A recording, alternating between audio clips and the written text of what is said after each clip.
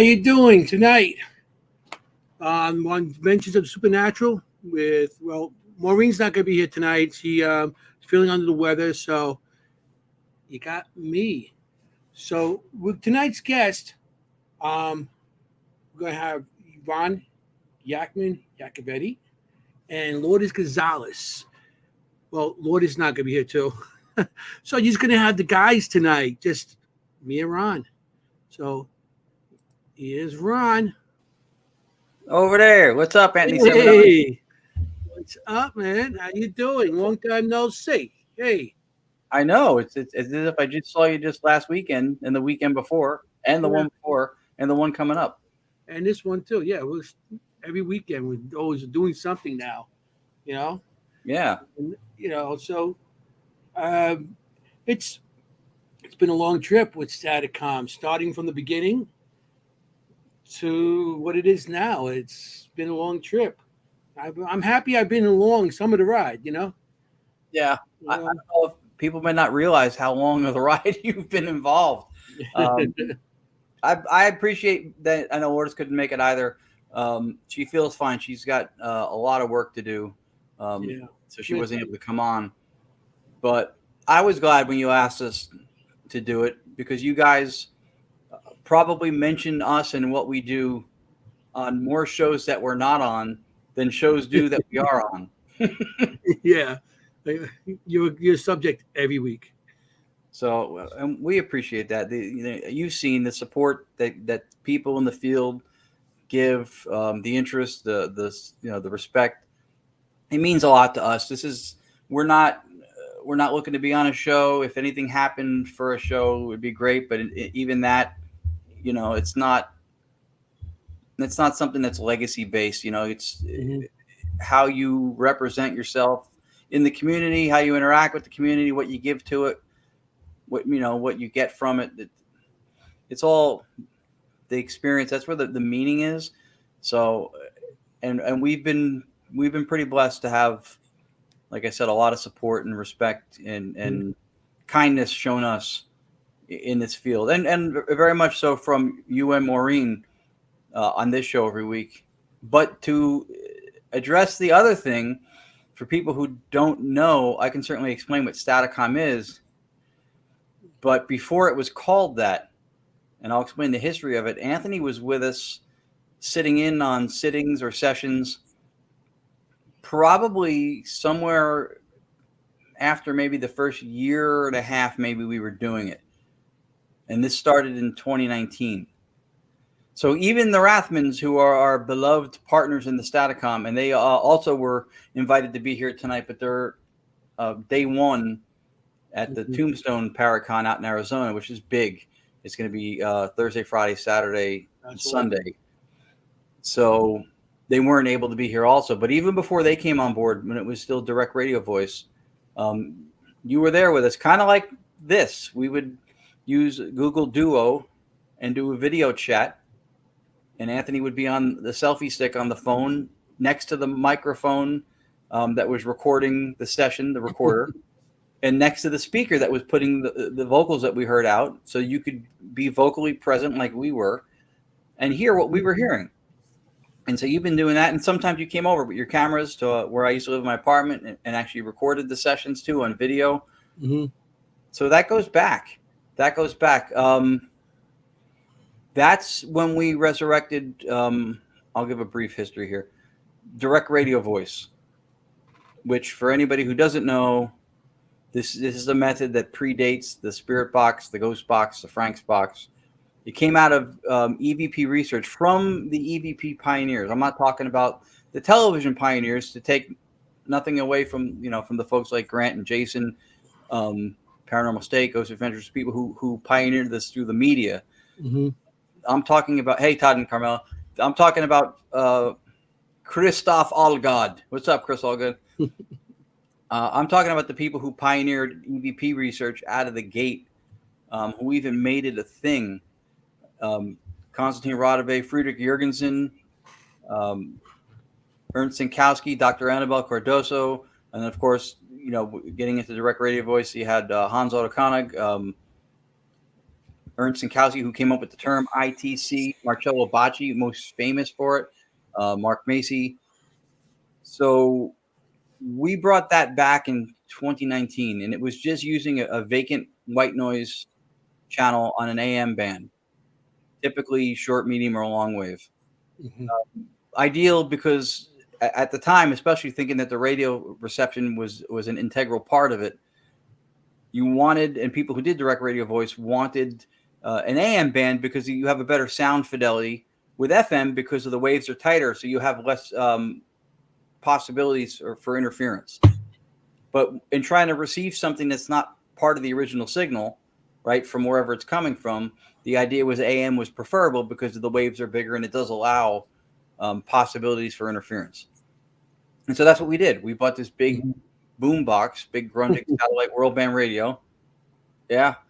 Lourdes 70s boom box that you wear, that used to go down the streets in the 70s, the long hair and the blast in your head. Yeah, that's the boom box you're talking about. 70s or 80s, yep.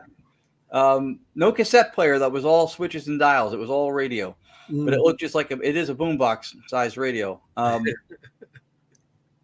And so, yeah, she used to call me the LL Cool J of ITC because we would go to events with this big ass radio, and people were like, "Are we going to communicate or are we going to dance? Like, what is that?" Oh, Kitty Jones. She is a fantastic author and a fantastic investigator.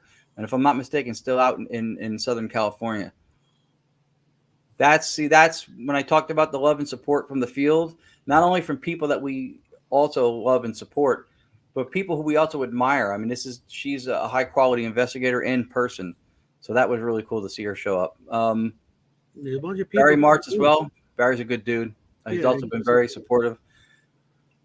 So that's what we did. We brought back this method that was lost because it's not on TV.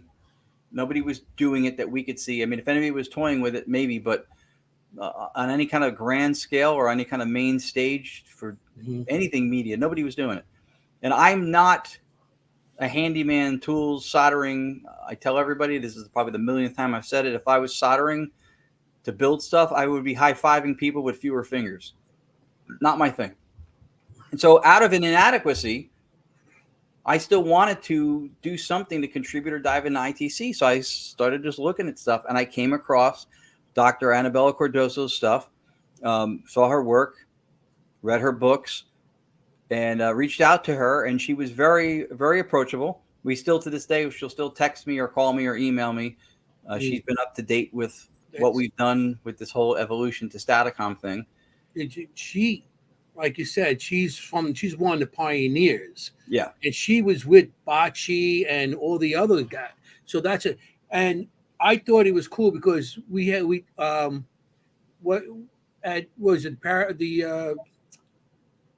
Para Unity or something in New Jersey. Oh, when she did the live interview. Did the thing. And what I thought was the coolest thing, she had your book, and she took your book and put it up in her shelf with all the other people that the pioneers that wrote books on this. And your book is, I thought that to me is amazing because the people that you actually studied and everything, your book is with their books. And I think that's amazing. That was an accomplishment. I was like, wow, I'm so proud of you. No, I appreciate it. It was humbling for me because she did the About the Author for my first book. And she did do the live interview that time. I mean, the cell phone signal with no Wi-Fi was hideous. So I didn't do it justice for the interview, but she did do it. She answered some questions on it live in the middle of the day, which is probably the middle of the night for her in Spain.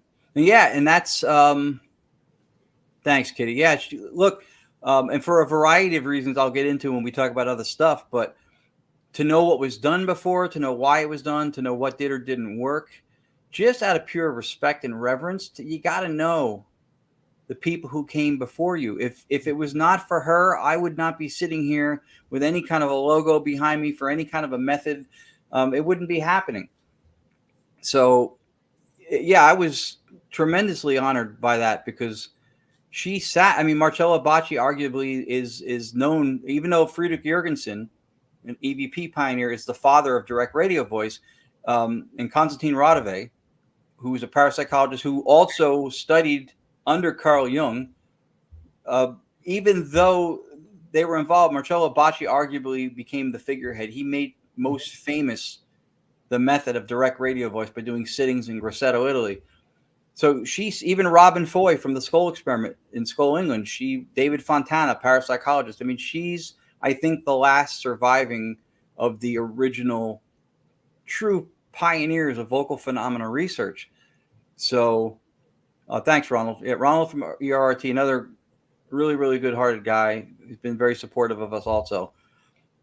So yeah, I was blown away by that, by her support and her getting behind it and being interested in what we were doing, because she is legacy. She's royalty in ITC to us. And part of what I wanted to do with all of our endeavors was let people know who she and those people are, because I think more people who are part of ghost hunting teams running around in black t-shirts probably know Frank Sumption and the Frank's Box and think that's possibly the genesis of spirit communication with radios, and may not know that it was a German physicist who came up with the term ITC, Ernst Sinkowski.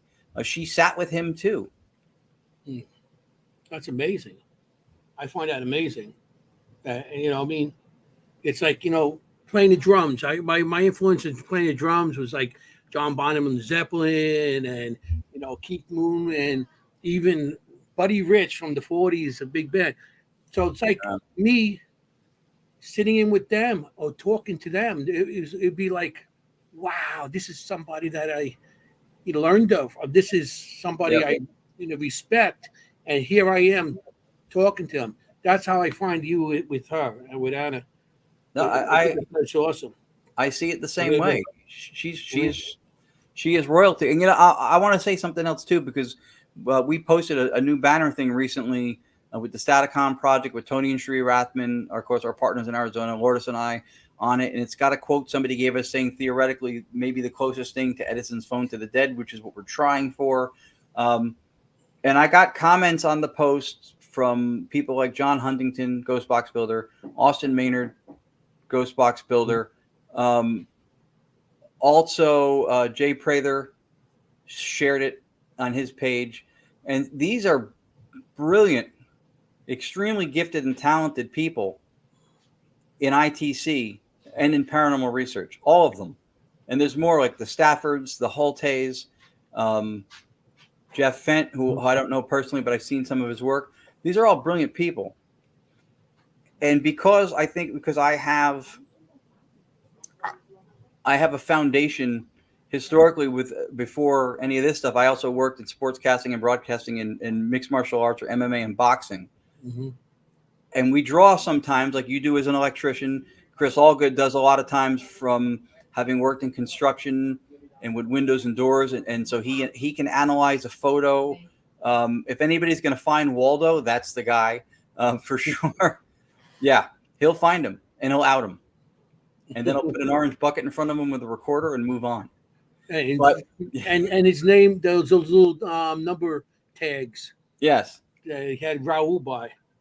But so we draw from that. And one of the things I bring to this from that past of mine, I probably never talked about this on a show before, but just because it hit me in the last 24 hours, seeing, again, like Huntington, Maynard, and then Jay Prather sharing the post, is that some people may either have the idea that this is how you do it, or this is what you want to do, that you want to be on the pedestal. You want to be the greatness of your time, that people go, look at that guy up there. That guy's it. For me, it's different. And I draw that parallel from the fight community, because if you look at eras in boxing where all-time greats were, they weren't the only ones, right? The four horsemen of the middleweight division, Hagler, Hearns, Leonard, right, Roberto Duran. During Mike Tyson's era, they were top people. Roy Jones's era, you had people like Bernard Hopkins. So what truly makes somebody great is both their body of work, how they represent themselves, and being amongst a generation that has other people doing great things. Because now the standard is set, and not just by you in a self-defining way, but by the people that are part of your peer group, your community. So the fact that our names are in the discussion with Staffords and Holtes and Maynards and Huntingtons and Prathers, that's huge to me, and that tells me I'm doing something right. I'm in good company, and then not to mention the fact that for us to be partnered with Rathmans, and Tony probably a very unsung hero in the ghost box area because he built amazing stuff. He just never sold them because it was a research thing. But yeah, I wanted to say that too because that to me is equally important as far as whatever legacy I have in this field. Existing at a time when other people that I look at and go, holy cow, Joshua Shawn, Matthew Jackson, two other people I needed to mention. I knew there were more. Joshua Shawn is arguably one of the most brilliant audio people I've ever spoken to. He's amazing. So yeah, there's a lot of people out there. So there's nothing special about us existing at the top of some heap amongst mediocrity. It is quite the opposite to me. I look at the people like those names and I'm like, I'm happy to be here. I'm at the adult table, I think, and it feels okay. Yeah, we go to events all the time, and Staticom, I mean, it's amazing, it really is. I find it so amazing that you have people get emotional on stuff you get, and it's so awesome how people get with these things. I've been with with you guys, so I see, and I sit on the side and I watch the audience's faces and everything and response, and they're looking like, is that for me? And all of a sudden tears and everything, and then they ask questions, and it's just so it's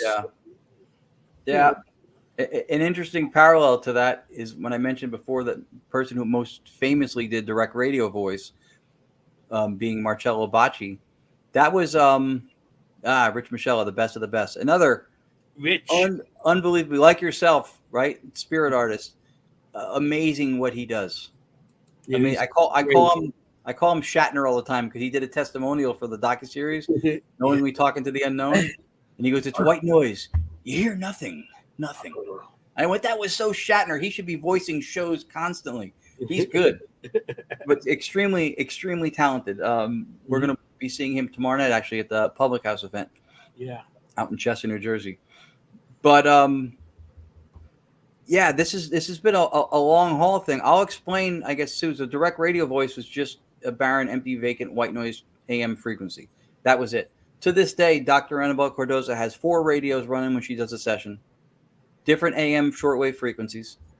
She has a mixing board that has a microphone in front of the radios, and then it goes to a tape deck, a cassette deck, and then she has a microphone that's by her that goes into the same mixing board that goes to the same cassette deck, and she does her sessions just with the white noise. That's how we started, and we got voices. And when we first started doing podcasts and stuff, I wouldn't show the computer, even though we were doing something with it, which I'll explain in a second, because I know that everybody's mind is going to gravitate to the computer, or it's an app on the computer or something like that's where everything's happening. And it's not. It's just it's a part of the process, but it's not. It's up there, power. It's not what's facilitating the contact. It's the white noise in the radio. Then when we got involved with the Rathmans more and we started doing podcasts, Tony would show the screen. You would see the computer components running. And then that kind of opened up a whole other can of worms. And I think in a good way.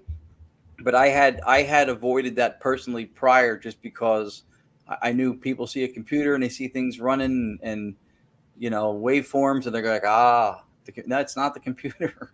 It's not what it is. So why Staticom, or what is Staticom?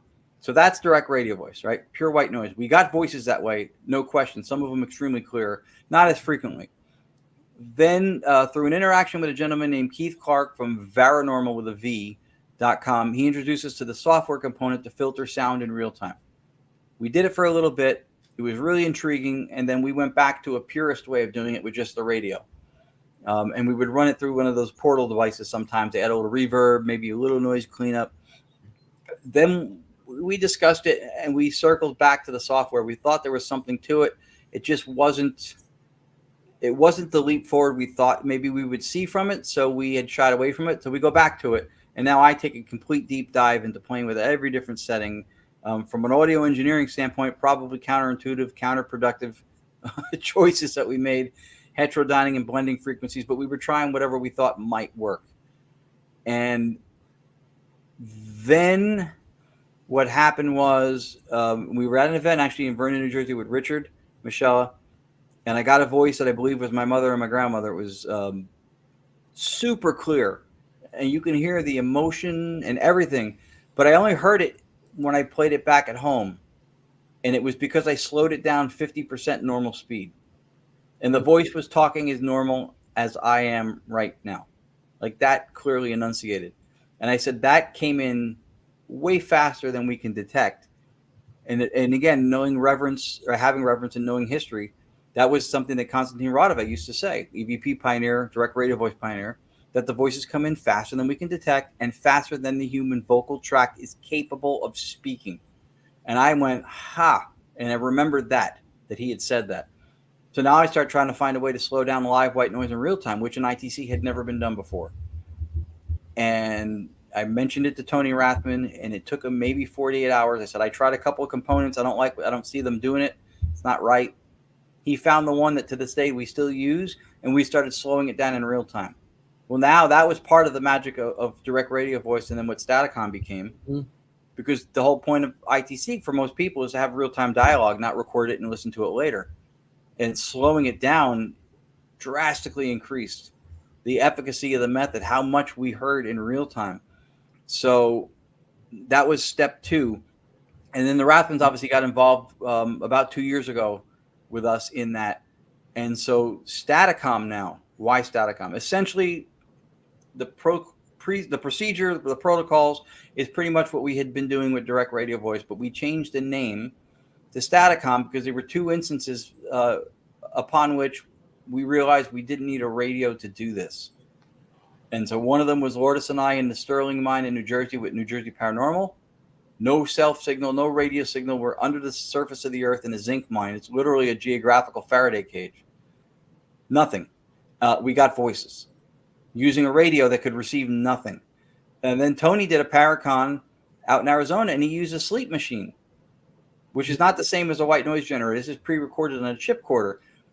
And he got a response, and then every 3 seconds, the response played again, which for EVP enthusiasts, I think will appreciate, because if you ever have like an EVP session, like 5 recorders in the same room and only one person gets the voice, we believe that it's an imprint. So he got something that imprinted on the chipcorder on the sleep machine after it answers the questions. And every 3 seconds, the answer kept playing back to the speaker because of the white noise was looping.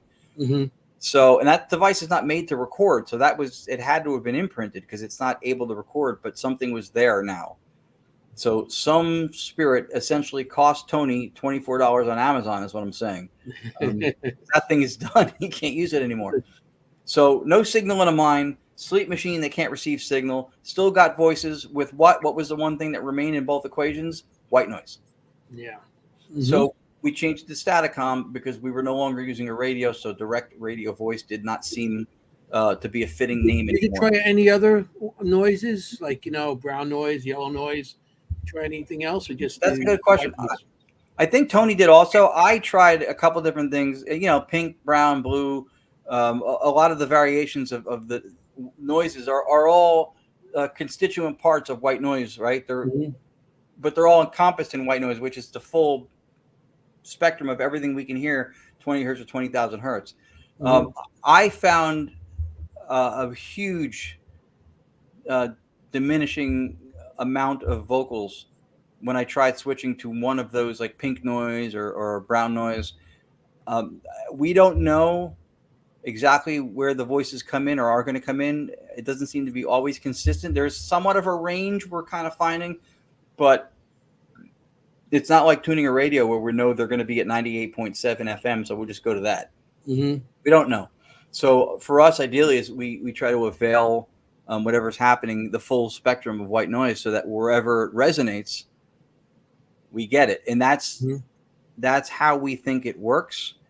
We think it's what's called stochastic and sometimes inverse stochastic resonance. white noise, every frequency we can hear, right? 20 hertz, 20,000. If anything enters into it and matches one of those, they will resonate together.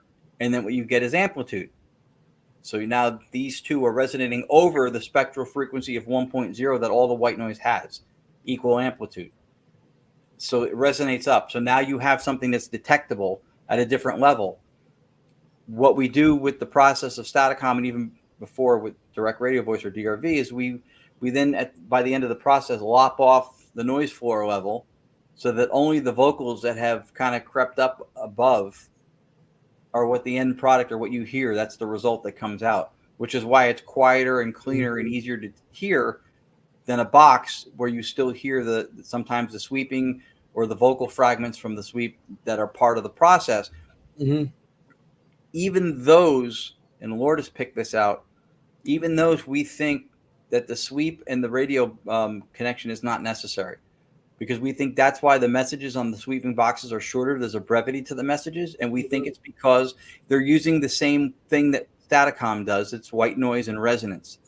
And the sweep is availing them white noise in pockets where it's truncating and chopping it off, maybe, whereas if it was just pure unbridled white noise, Mm-hmm. you would have the potential for longer. I think a lot of the ghost box messages are probably longer, and sometimes people get longer messages on boxes. I think that more of the time they would be if it was not for the fact I think the method inhibits itself. And then once you realize through resonance and white noise, you don't need the radio part of it, then you just have white noise and a sweep. And then there's no strategic advantage to sweeping white noise, just white noise. And that seemed to be what worked. Lourdes noticed that because when we did ghost box things for a number of years, she would hear the voice embedded or buried in the sweep where it was competing with the of like a spirit box, or it would be so loud that you didn't hear the sweep anymore. It almost replaced it. And for whatever the time it said the 2 or 3 words, that was all you heard. Vocal. You don't hear the at the same time. Mm-hmm. That's resonance. And we believe that's wherever it resonated, that's how loud or not loud compared to the sweep it was. So we think that's... I'm sorry. That's okay. What is white noise? I mean, I know if you have a radio and you go, shh, what's causing that? Because I know there's, when you have a radio, something comes in, you get the voices and the waves coming in. But what's actually causing the white noise? Because I know that you're going places that there's no transmission, nothing coming in, like, no waves, because you did a cave and nothing came in. Right. And you still got the white noise, but what's causing that white noise even underground? It's some kind of, or just the it's coming out of whatever transmission. Yeah, it's mechanistic in nature too. Like what we do now is we have a generator, and that's why I specify the difference with a sleep machine. Because some of them, even if you buy them online, they say white noise generator, and it's recorded and it's looped. And if you're falling asleep to it, you'd never know. It sounds the same. Yeah. Right. It's got that even amplitude, but we use a generator now, so we actually are creating live white noise in real time, and we do that so that we do not have any availability for outside contamination. So there's no microphone into the process. It's closed circuit. The white noise is generated and it runs through an interface through the computer, and then out the speaker. So nobody can environmentally make any noises. It doesn't receive any signals. So no devices or transmitters or baby monitors or CB radios or any of that stuff can get involved at all. And then we did it because this is what we loved about the Rathmans, is that, and this should be everybody's approach to when you do something paranormal, always try to authenticate to the most possible extent, right? The highest degree authenticity in what you're doing. So we wanted to, isn't the white noise, the trances are making, yes, oscillation, that's correct. So we wanted to take out anything that was cynical, low-hanging fruit. And there were really 2 things that ITC would be plagued with. One of them was radio bleed through or leakage from the radio. Right? You're sweeping through broadcast. You're going to hear fragments. Sometimes you may even hear more than that come through based on the sweep speed. And so that was something that would be used to discredit ITC. Understandable. I still don't think it dismisses it entirely, because I've heard things come out of boxes that were just undeniably clear and completely irrelevant, which is our measuring stick for authenticity. Yeah. So that was the first thing. So we took the radio out when we realized it was a resonance-based thing we were dealing with. And so now that's off the table. And then the other criticism, the only other one that we had heard was that what you're hearing and getting is warbles and artifacts of sound. Do they happen? Yes, they can happen. The vocals that we present or put forth are so clear and distinct, and then very often proprietary information or timed and relevant, where that alone meets the prima facie level of plausibility to even make this worth looking into, right? So warbles and artifacts of sound. Why do people think that? Hang on, Tom. The people will say that because they say that white noise, with all the frequencies we can hear, right, 20 hertz to 20,000, they say that white noise is random, and that within randomness, we can always discern patterns. All right? So let's unpack this. Discerning patterns, when they say that, is not a statement of debunkery. That's an appeal to our intellect, because that's how we communicate, is by hearing sounds that are inferential, that are referential, that are organized in such a way that put together words and sounds and phrases that we acknowledge and recognize as language. So that's not to take away from it. That's an appeal to our intellect, that we're able to discern patterns. We don't hear the cat make random noises and go, oh my goodness, he wants the keys to the car again. It doesn't happen, because we understand that that's not language, even though they are sometimes random sounds you could hear out of an animal or a machine or something. So that was part of it. The other part of it is that white noise is not fundamentally random, right? White noise, all those frequencies that we can hear, but it's being affected by quantum fields, electromagnetic fields, charged ion particles from the sun. There's a variety of things. Plus, we think speech, because we think these words are extremely clear, so we think it's also deterministic in intent, in nature. So it's not fundamentally random. What white noise is it's computationally irreducible. At the moment, you can't calculate, you can't model and add up what the influential factors are, but there are things that are determining the outcome. Same like with a coin toss, right? You toss a coin in the air, angle of the toss, size of the surface, inertia, wind speed, barometric pressure. There's things that are deterministic in the outcome, but it's always, but they're not going to calculate those things on the 50-yard line of the Super Bowl. They're going to go into random toss. Let's see where it comes up. It's not fundamentally random, right? It is determined by something. So that was it. So we took radio bleed through, and we took randomness with warbles and artifacts, but white noise off the table. So really now, you know, the only thing left is pareidolia. You're hearing what you want to hear, which does not apply most of the time. And it's absurd. But pareidolia gets thrown around like WebMD throws around a headache. It's a symptom of everything. You know, where's the studies that show how pareidolia affects people outside of the paranormal? Because that would be peculiar, right? Yeah. It would be something that only plagues us because it's a hearing deficiency. It's a fallibility in our interpretation of language and sound, but it only happens within the topic of paranormality. That's convenient, isn't it? Convenient, right? Nobody ever walks into the supervisor's office at work and they go, "You're fired," and you go, "What? A raise? Fantastic! Sorry, pareidolia. My prescription ran out." It never happens. So it's convenient.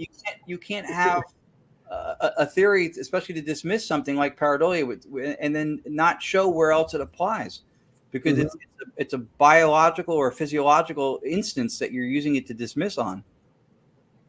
Todd and Carmelo, from all the sessions you have run, what is your most profound response you have gotten thus far? They always ask good questions. Yeah. They need a quiz show, those two. Cannolis. Yeah, right. I would be on that. Probably most profound. There were a couple instances. Well, there's two verticals to this, right? Some of the most profound stuff that I've experienced doing it was when we gave people what you mentioned before, these big moments of closure or connection, that they heard stuff that was personal to them. No, we didn't interview people and feed them answers, and they would ask for certain things, deceased loved ones or things that were relevant to those people, and then they would hear the answers, and we would hear it too, but we didn't know contextually that it had any value. We heard the words, and we would say we heard this without knowing that it connected with anybody. But for me personally, which is I think what he was asking for, I would say that the few instances when I believe that it was my mother and or grandmother coming through. Now, can I prove that? No. But however, even the realms of science, science does not prove. Science looks for what is most reasonable, most parsimonious, and most plausible based on empirical evidence and studies, etc. It does not necessarily look to prove. So I cannot prove beyond shadow of a doubt, but there were things that were kind of proprietary that seemed like it could have been. Yeah, hearing part only happens when you're married or have a significant other, and not for long, because then frying pans fly. Frying pans or something worse, which is not as bad for me, Chris Allgood, because I'm short and can duck those. But you, however, at your height, yep, easy target. Easy target. Yep, yeah. So, Chris Allgood and Audra Keeler, very much part of our para family, our family. We do the Entity Voices Paranormal Evidence Show Monday nights. We've been doing it with them for over 3 years. Two of the kindest, selfless people. When you've lived your whole life feeling like you cared more about others, you could consider others, their feelings, right? And nobody's perfect, but you really try to walk that path most of the time. And then you meet people who make you question whether you were doing it right, like them. Those are nice people. Chris will make you question anything. Chris, he'll make you question. You're like, this is, well, the size of this and the width of this. And you're like, what the hell? Oh, yeah, you're right. Okay. No. Yeah. He's the very definition of analytical thinking with this stuff. Mm-hmm. And a lot of times that may be an underappreciated ability, because evidence captures, or what's presented as evidence captures, a lot of times does consist of photographic stuff or even video stuff. And to be able to either rule out or speak to environmental things the way he can, with that kind of awareness, would probably slip through the fingers of a lot of people who might think something is something or miss something. And he doesn't, because he's just extremely astute with everything observational. Well, there's too many people out there now in the paranormal field that every time they got something, they don't question it. It's a spirit, or it's that. That's why we need guys like Chris and guys like us that question everything that we get, because not everything's haunted. Not everything is evidence. Not everything is stuff could be normal. It's regular. That's true. Yeah, that's always the distinction I like to draw. Like and I don't consider this ITC. It gets grouped into it, but like the Ovilus, which, by the way, 99% of the public says Ovulus. It's Ovilus, Ovilus. But I think say it right, Ovilus. Yeah, but I think because of Ghost Adventures always says Ovulus, and then I think that just caught on. And isn't it Ovulus that they're saying it wrong? Ovulus. That was my one dad joke of the night. You're welcome. But even I don't consider that necessary. I know it gets considered ITC, but because it does, like you said, right? Some stuff is evidence. That gives you results, and the results could also entail evidence, right? Yeah. I think people look at that and they reason it like what's syllogistically, like syllogism would say that a table has 4 chairs, a cat has 4 legs. So the table has 4 legs, a cat has 4 legs, therefore a cat is a table. No. But so that's what they'll do, is that the device produce something, it gives you a result, and then you have to determine if the result is actually evidence of anything, or if it's just through environmental influence giving you something. I'm not a fan having a certain size haystack with a needle in it, and having people dump more hay on that stack while I'm trying to find the needle. And I think that's kind of what the obelisk does, is it just gives you things that may or may not be anything at all, but their results now you have to assess and review, and it's not, So it's not my favorite go-to. I bought one and I almost never use it. I have seen it produce. I won't say it hasn't. But yeah, because I do have the obelisk. The battery on drained on me. It doesn't charge anymore. But sometimes I get what results, but it just the random words sometimes come up. It has nothing to do with where we are and stuff. So right, and see, and that's also my issue with it too. Because now, like, I'm big on this now too. When I spoke about the white noise and with randomness, right? I don't think the words are not random. That is a deterministic process. Something, whether it's algorithmic or if it's something that's just mechanistic within how the thing works, but something is determining what it's giving you, and then it is up for you as the investigator or the operator to decide if there's any relevance or any timing or any validity to it.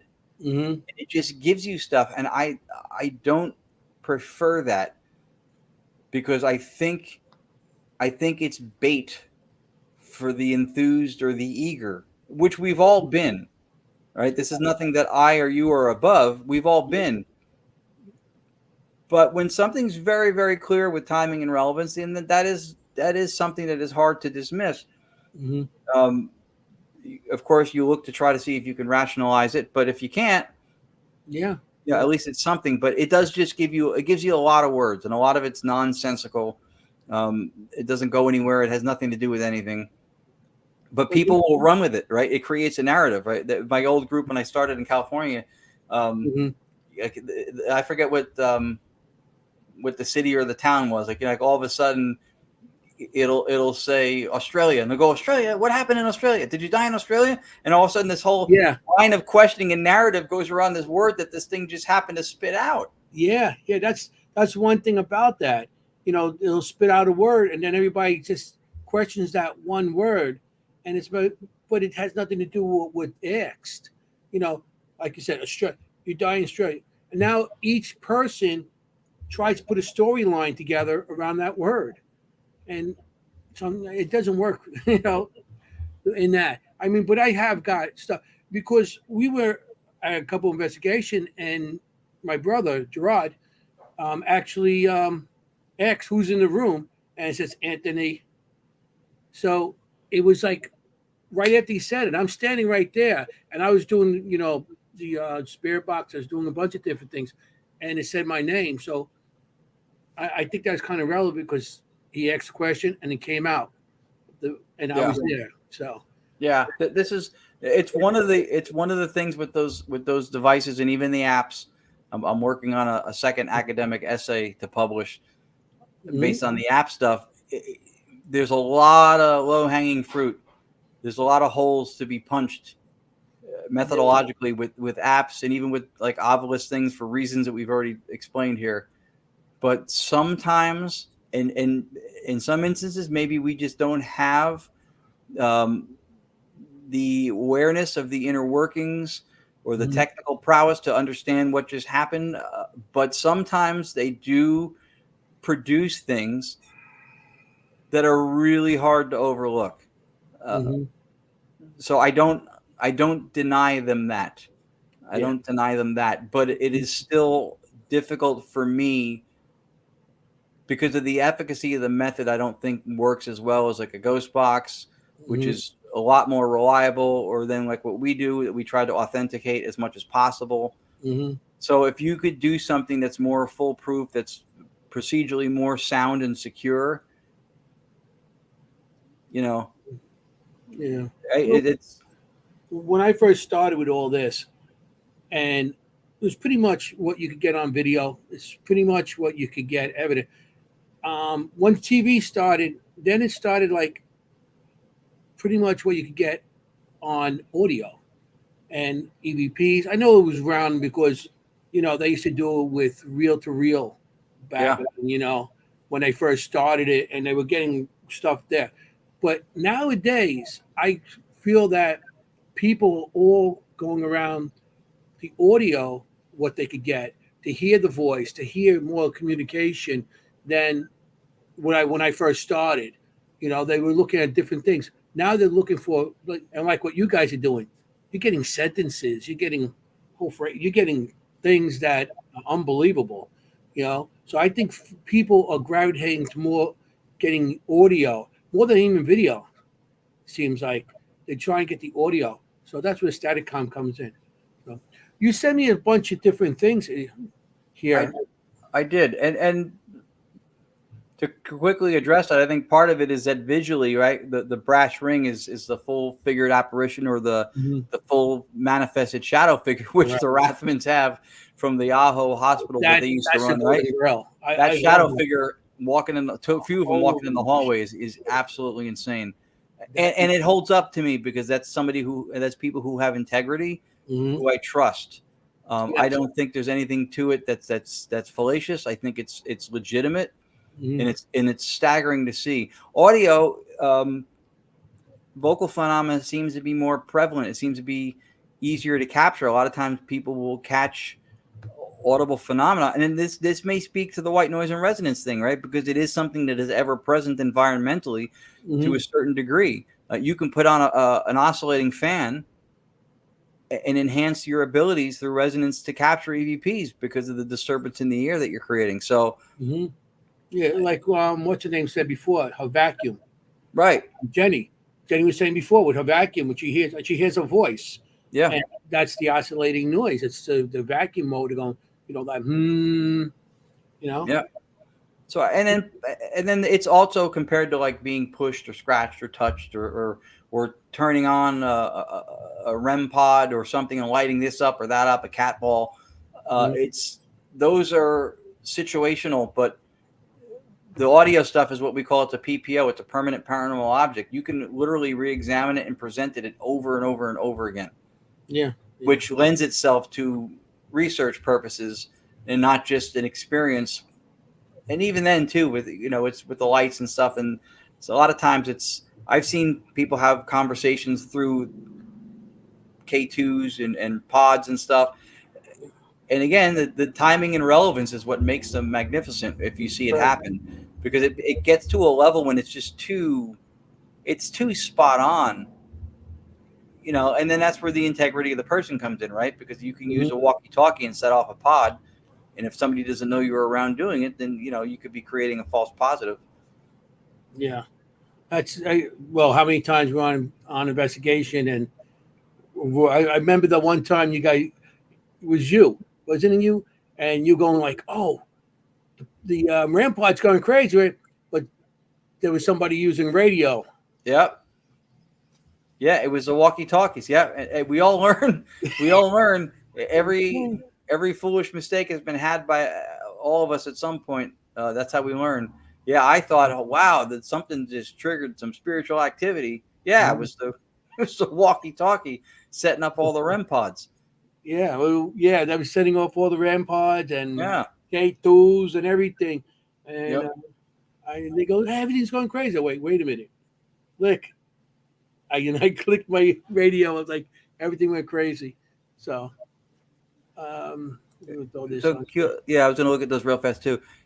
Time we've done standing line with them and focus on the stronger voice, and sometimes those in the background trying to hear it all makes your ears and mind explode.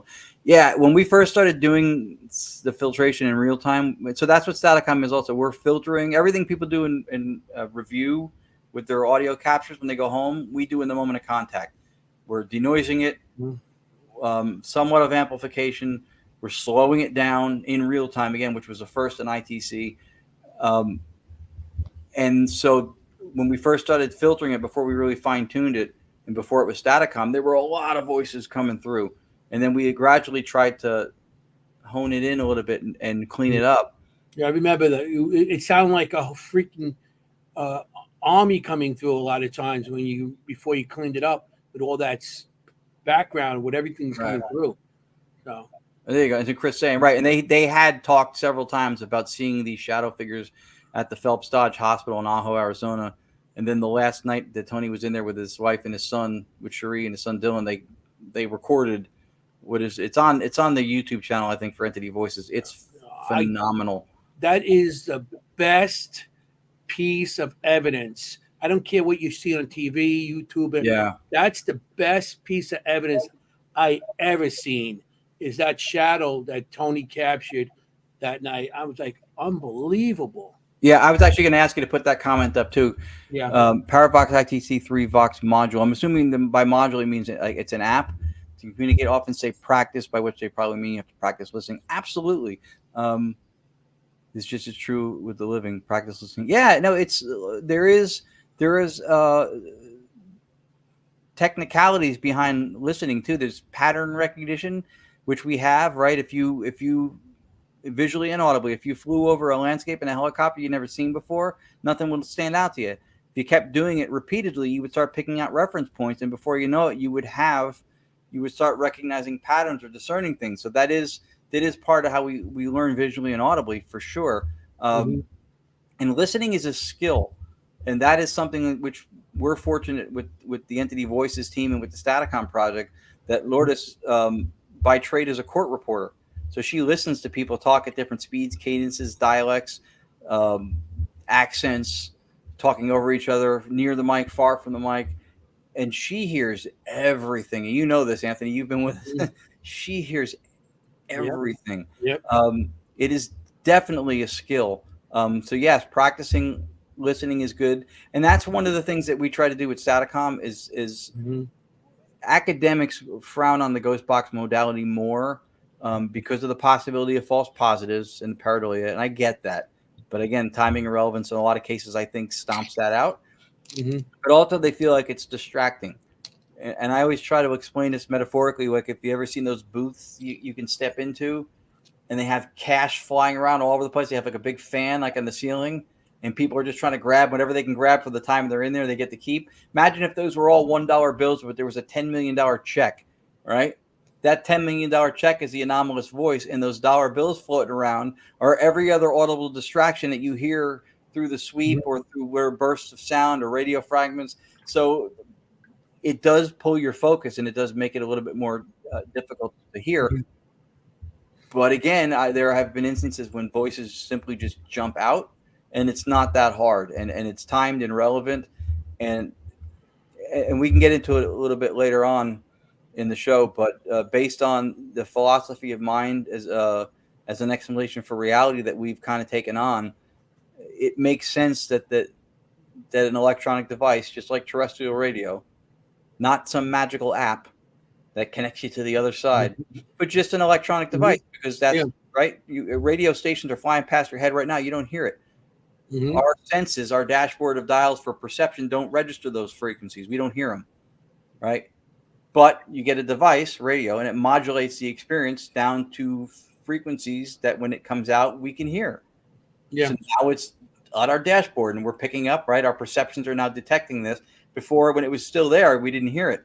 So I think that the phones function in a way that it modulates the experience. I don't think it's any kind of a magical app in and of itself that does it. That's, could I be wrong? Sure.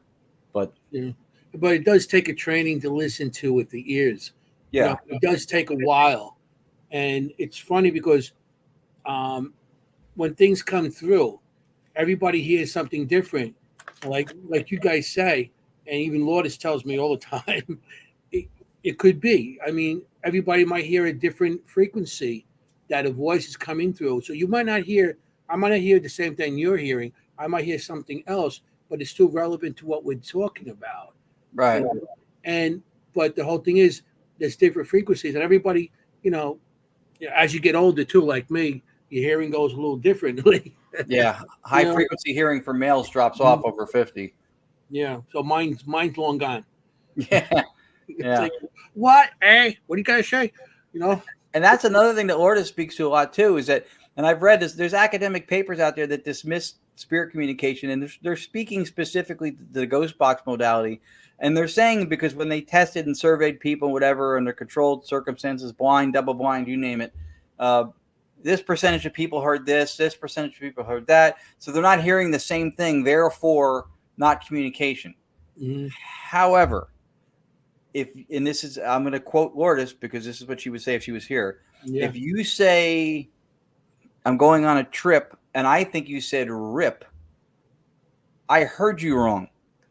My hearing's not perfect. We are fallible, right? I got the wrong word, but a lot of words rhyme. There's a lot of phonetic crossover with how things sound. If I say I know something and I say no, you can't, the no's sound the same. Mm-hmm. They're spelled different, right? Referentially, not the same thing. That's right. So it doesn't mean because people heard different words that words weren't spoken, that it wasn't communicative language. It doesn't mean that. Mm-hmm. But that's a whole cultural thing. We operate from this position of ambivalence that something has to either be true, and if it's not true, it's absolutely false. So if it's not proven for this, then it must be disproven for this. No. You like the word witch. Everybody, witch, they think it's a witch, but witch has different meanings. The word witch, witch thing, So every time something comes up, you got to, think of, your surrounding and what it is. There you go. Yeah. There you go. I know you want to get to the clip, so we'll get to the. But Chris Allgood does not get ignored. No, sir. No. The database algorithm. Right. You don't know what's under the hood. I'm going to go out on a limb without naming it, but there's an app that just came out that claims that there are no sounds, no words, no reverse speech, no language, even though the app stores list English, which is, I think, last I checked, a language. But it just has letters, no sounds. That's problematic because what are letters? Letters are a human construct. They are the description of a thing. They are not the thing described. Right? You can't hand me the letter S. You go, I can carve one out of wood, but then that's not the letter S. That's a representation of the representation, right? That's not the actual. The letter S is symbolic. It's a description of a sound. We know the letters for the sounds they make. If I went and it said that's the letter O, you'd go, no, it's not. So you can't just put letters into an app. That's absurd. It's a description of the thing. It's not the thing described. Letters are associations or descriptions and names we give to sounds. It has to have access to sounds. If something makes it pull the letter L, O, W, and it's the word low, you're not going to hear it. You could read it on a digital display, which I know also this app has, but it has to have sounds that are accessible to it. Even if it's some kind of a generative AI or something that's producing it, it has to have sounds.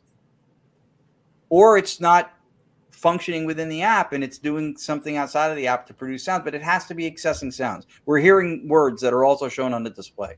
So there's a lot of trust issues, and there's a lot of, I think, like this new app, I think there's a lot of it's marketed poorly, a little disingenuous. The app also claims that it can't be fake. There's no false positives. That's absurd because the false positives and issues most always pretty much are subjective experiences had by the operator. So unless you can account for every person on the planet who's going to use the app, you can't say that there's no possibility for a false positive. You can't. No. And false positives is one of the things we have to, as investigators, look into. And if there's going to be a false, that's why we keep on, when we get evidence, you just keep on looking into them and try to disprove it as much as you can. Right. And if you disprove it, that doesn't always mean it's evidence also. Because you don't know what it is, doesn't mean it's paranormal. Right. No, that's true. I got a question. All right, Mark, that's a good question. What does it mean when you slow down the Staticom audio? Are there certain audio frequencies within the 20 or 20,000 hertz, or 20 kilohertz range that you capture voices more frequently? We have a range within which we think most of them seem to come through. Kevin Hale, two cool dudes. Kevin Hale, long time. Look at a cool dude calling us cool dudes. He's a good dude. I have not seen him in a while. Happy Thursday to you. So yeah, Barry, there's a range within which we see them come through, but we don't monitor the frequency 100% of the time, and sometimes through the process we're still not 100% sure. So we still avail the full spectrum of the white noise. Slowing it down. The best way to explain the slowing it down that we did was I try to explain this in musical terms, right? Because it's not delaying it. It's elongating the playback of it. And you'll know this, Anthony, from music, right? If you have probably easier for me to tap it than it is to try to snap it because I can't snap that fast. If you have 1, 2, right, quarter notes, right? So there's your pace, right? And if you went to 16th notes, the pace is the same, but you've now sped it up. So we're taking the speed of the audio, which would, let's say, would be 16th, and we're slowing it down to 1, 2, 3, same pace. So we're slowing it down, or 1, 2, 3, or 1. We're just slowing it down. It elongates the playback of it as far as the flow through the system. Give me some drumming lessons there, huh? Give me some drumming lessons. Yeah, well, I mean, that was the best. That was the best way to explain it because it's derived from something that's used for music, so that's kind of what it's supposed to do in a musical sense. Yes, I mean it's. I mean, because everything has sound, and a lot of the things you use on Staticom has got to do with music. You know, some of the apps you're using has to do with music, so it's sound and vibrations and everything that gets us all together. You know, so. Okay, no more questions there, eh? But I don't want to. I want some people to start hearing some of your stuff. We can start playing clips. Look at that, David Taylor. Oh yeah, there goes David.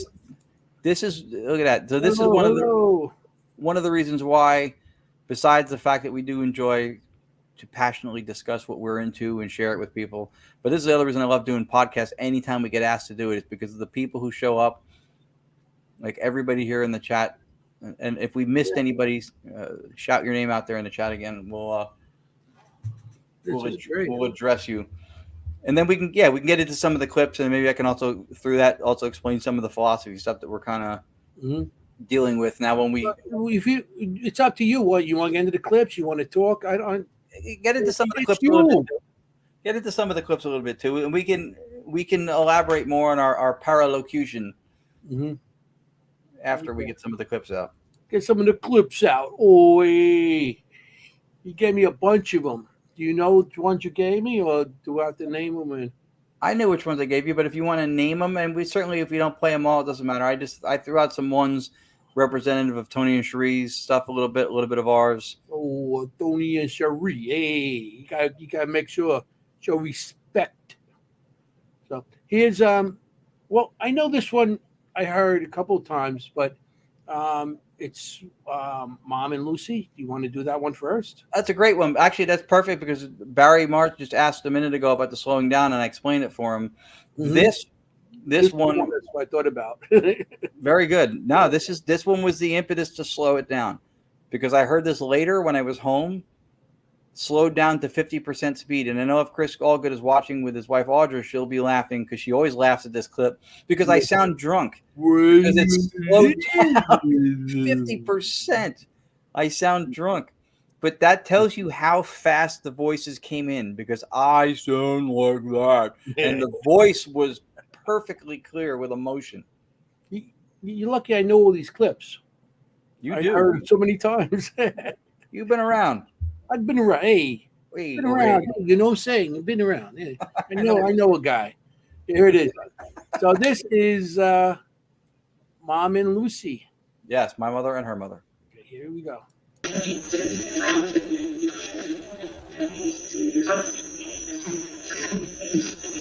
You know who I am?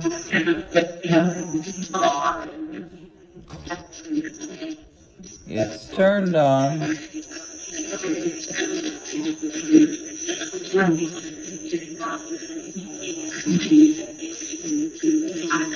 Is my mother gonna be here tonight?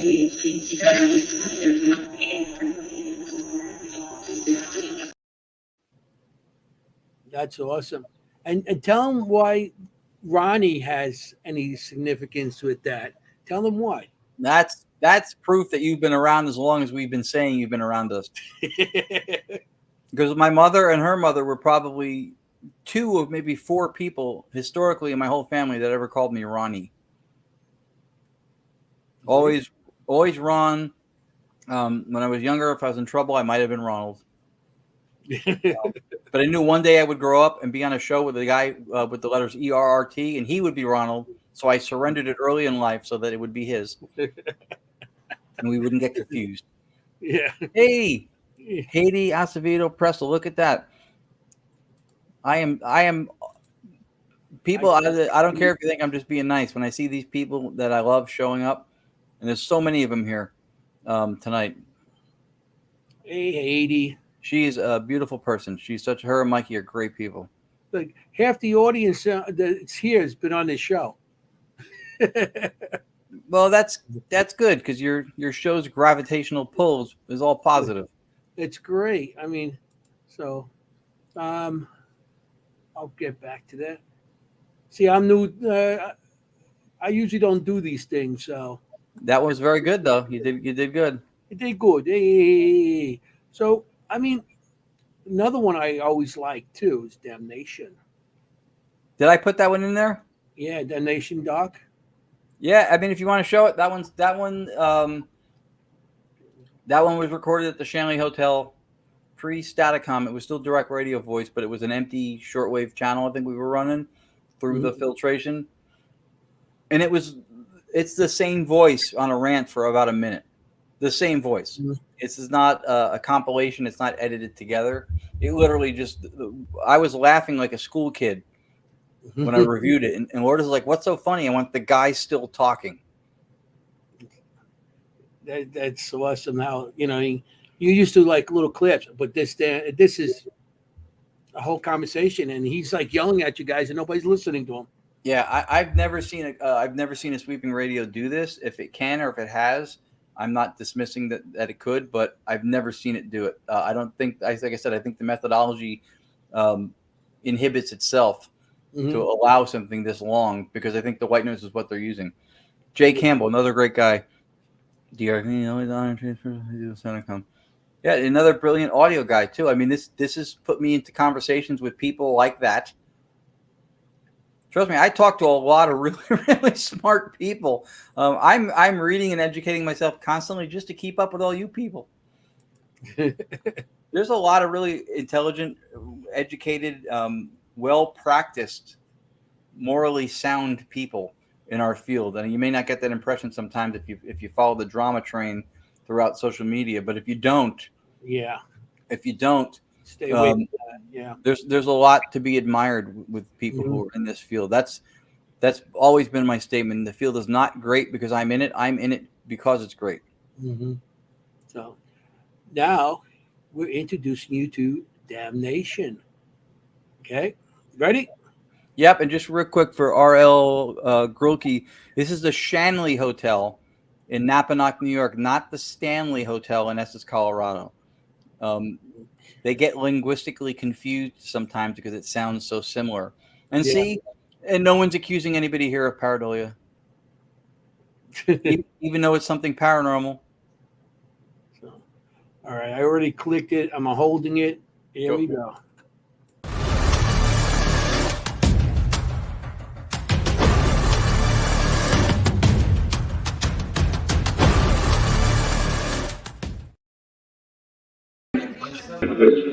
Why are you so angry?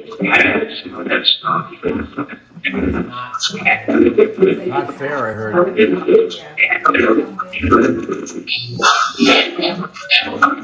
what we're doing. Well, is it easier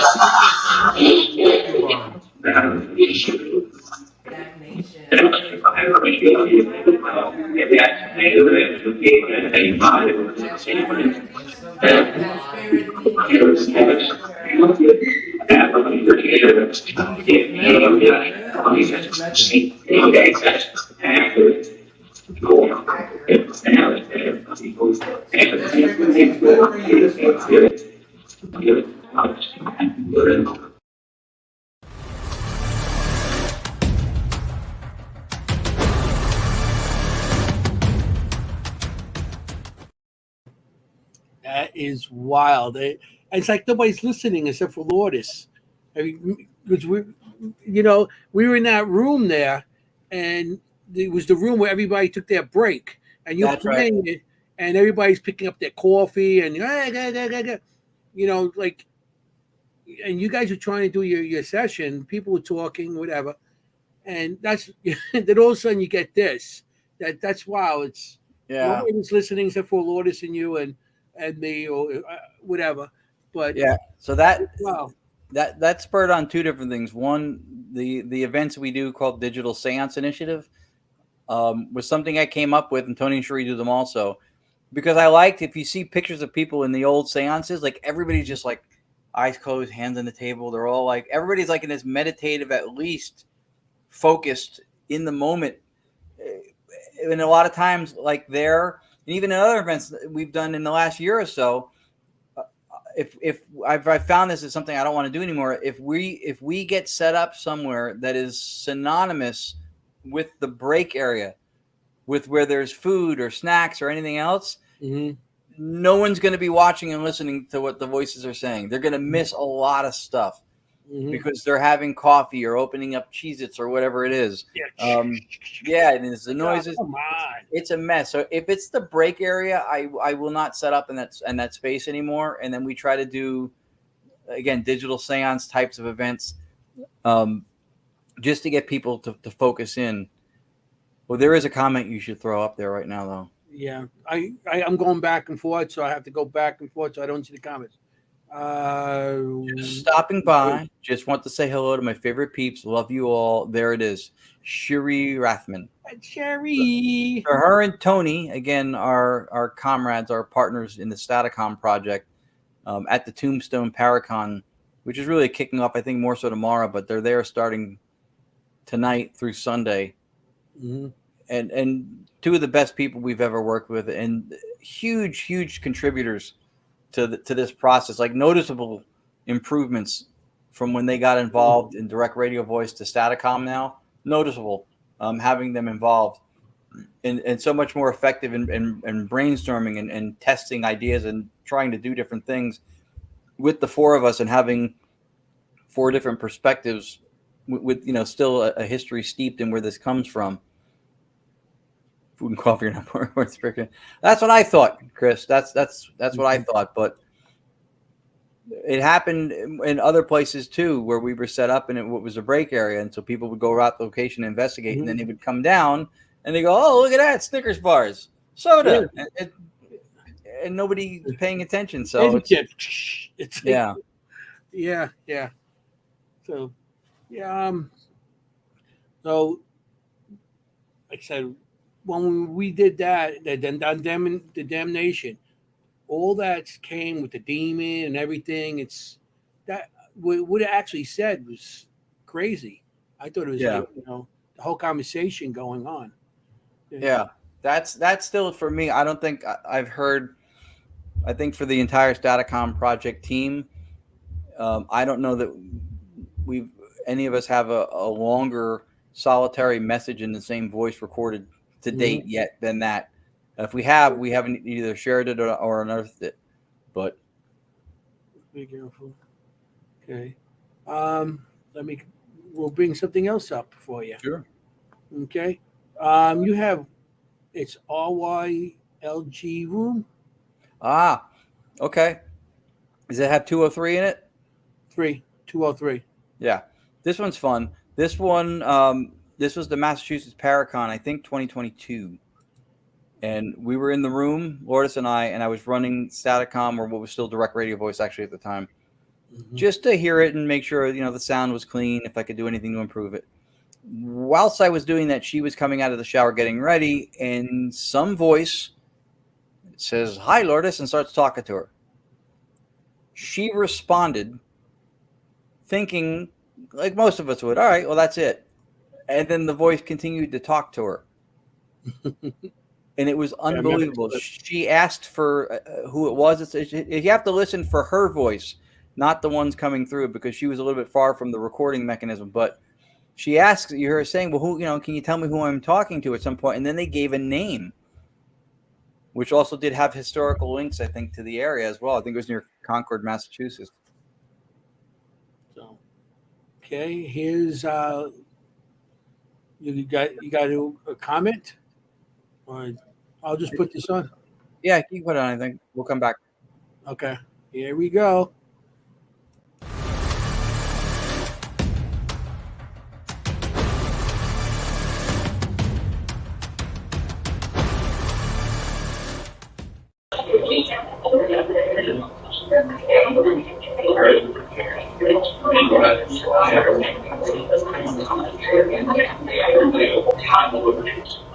Hi, Lourdes. Hi.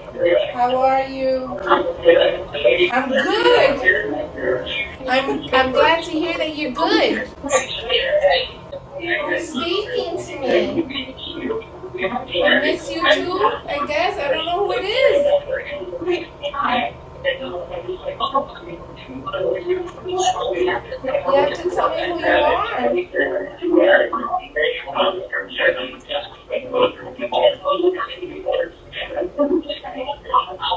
are.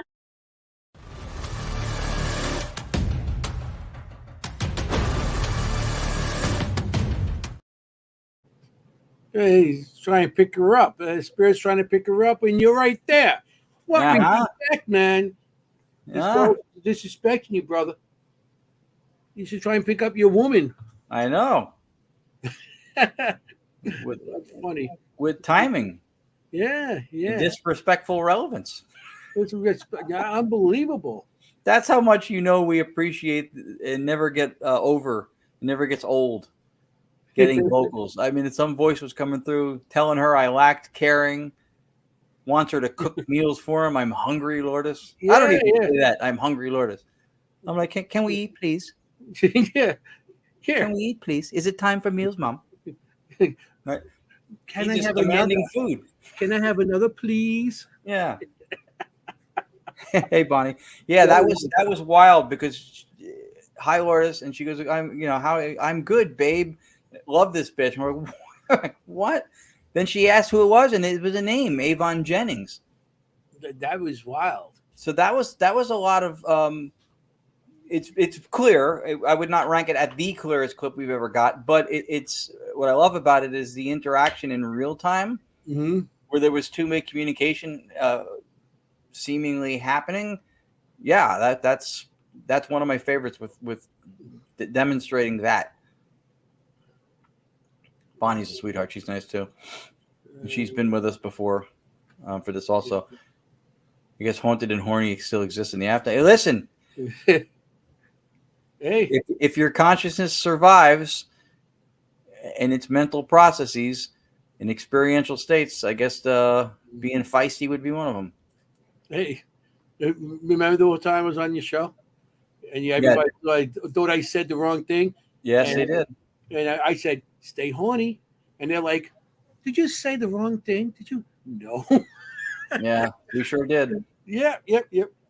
Yeah, Jenny, the I'm good. And some of it was hard. I had to listen to it a few times because I was listening to it. Sometimes Lourdes was talking at the same time, but she didn't hear all of it. And to her absolute defense, what came through in real time to her would have had me chatting too. I would have been like, what? Did you look up Avon? We discussed it, I think, with Sam Baltrusis at the time, and there was a Jennings, I think, family that was associated with that area or that place historically, and I think there might have been something to the Avon part too. I don't remember the details now, and it's a very definitive name, you know.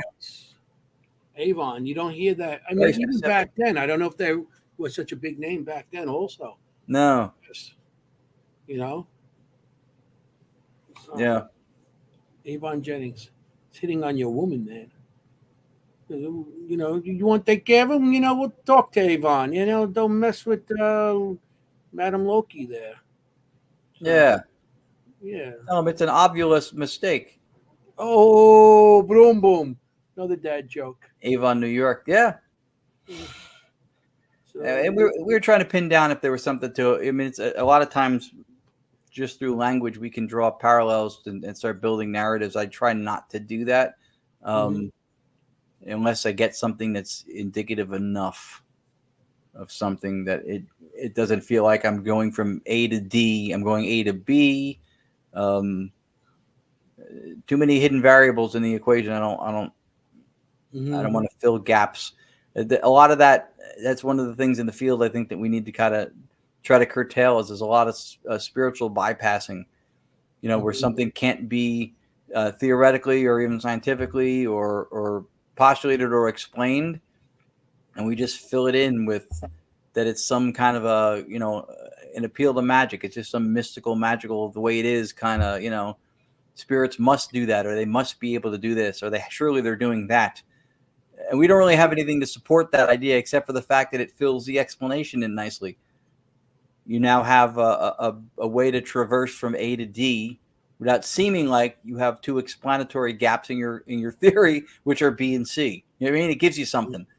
I don't like to lean on hidden variables if I can't at least allude to where it's probabilistic that something could be performing a function that maybe we're not able to pick up on and detect.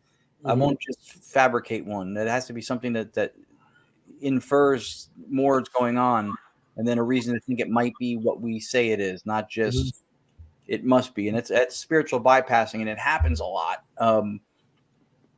We need not do that. North Carolina. Okay. We'll give you another clip. You got it. Danny Moss speaks. This one was fun. Danny Moss is he's with My Haunted Manor. He's the paranormal investigator. I think his name is his YouTube show. He's from the UK.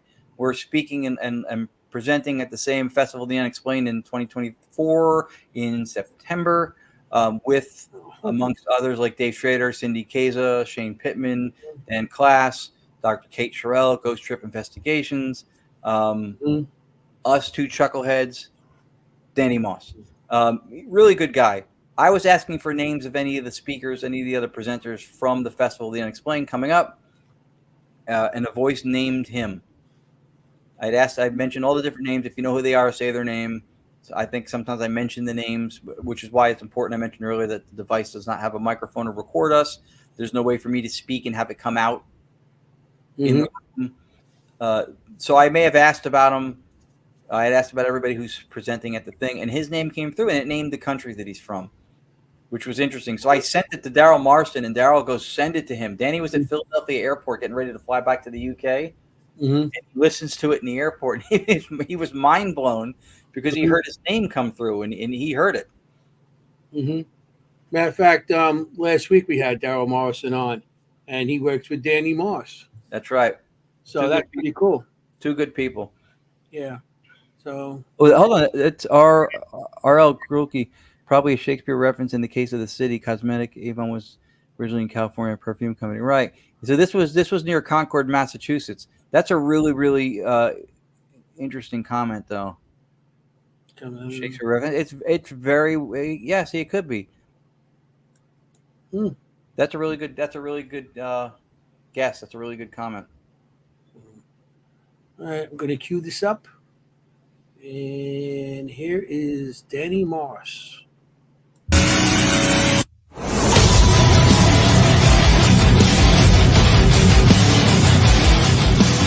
Okay.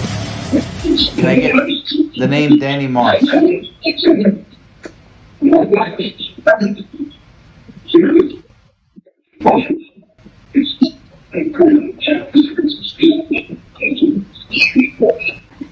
Did you say Danny Moss is in England?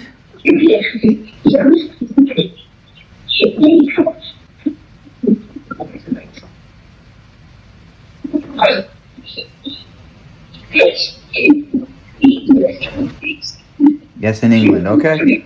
That helps a lot.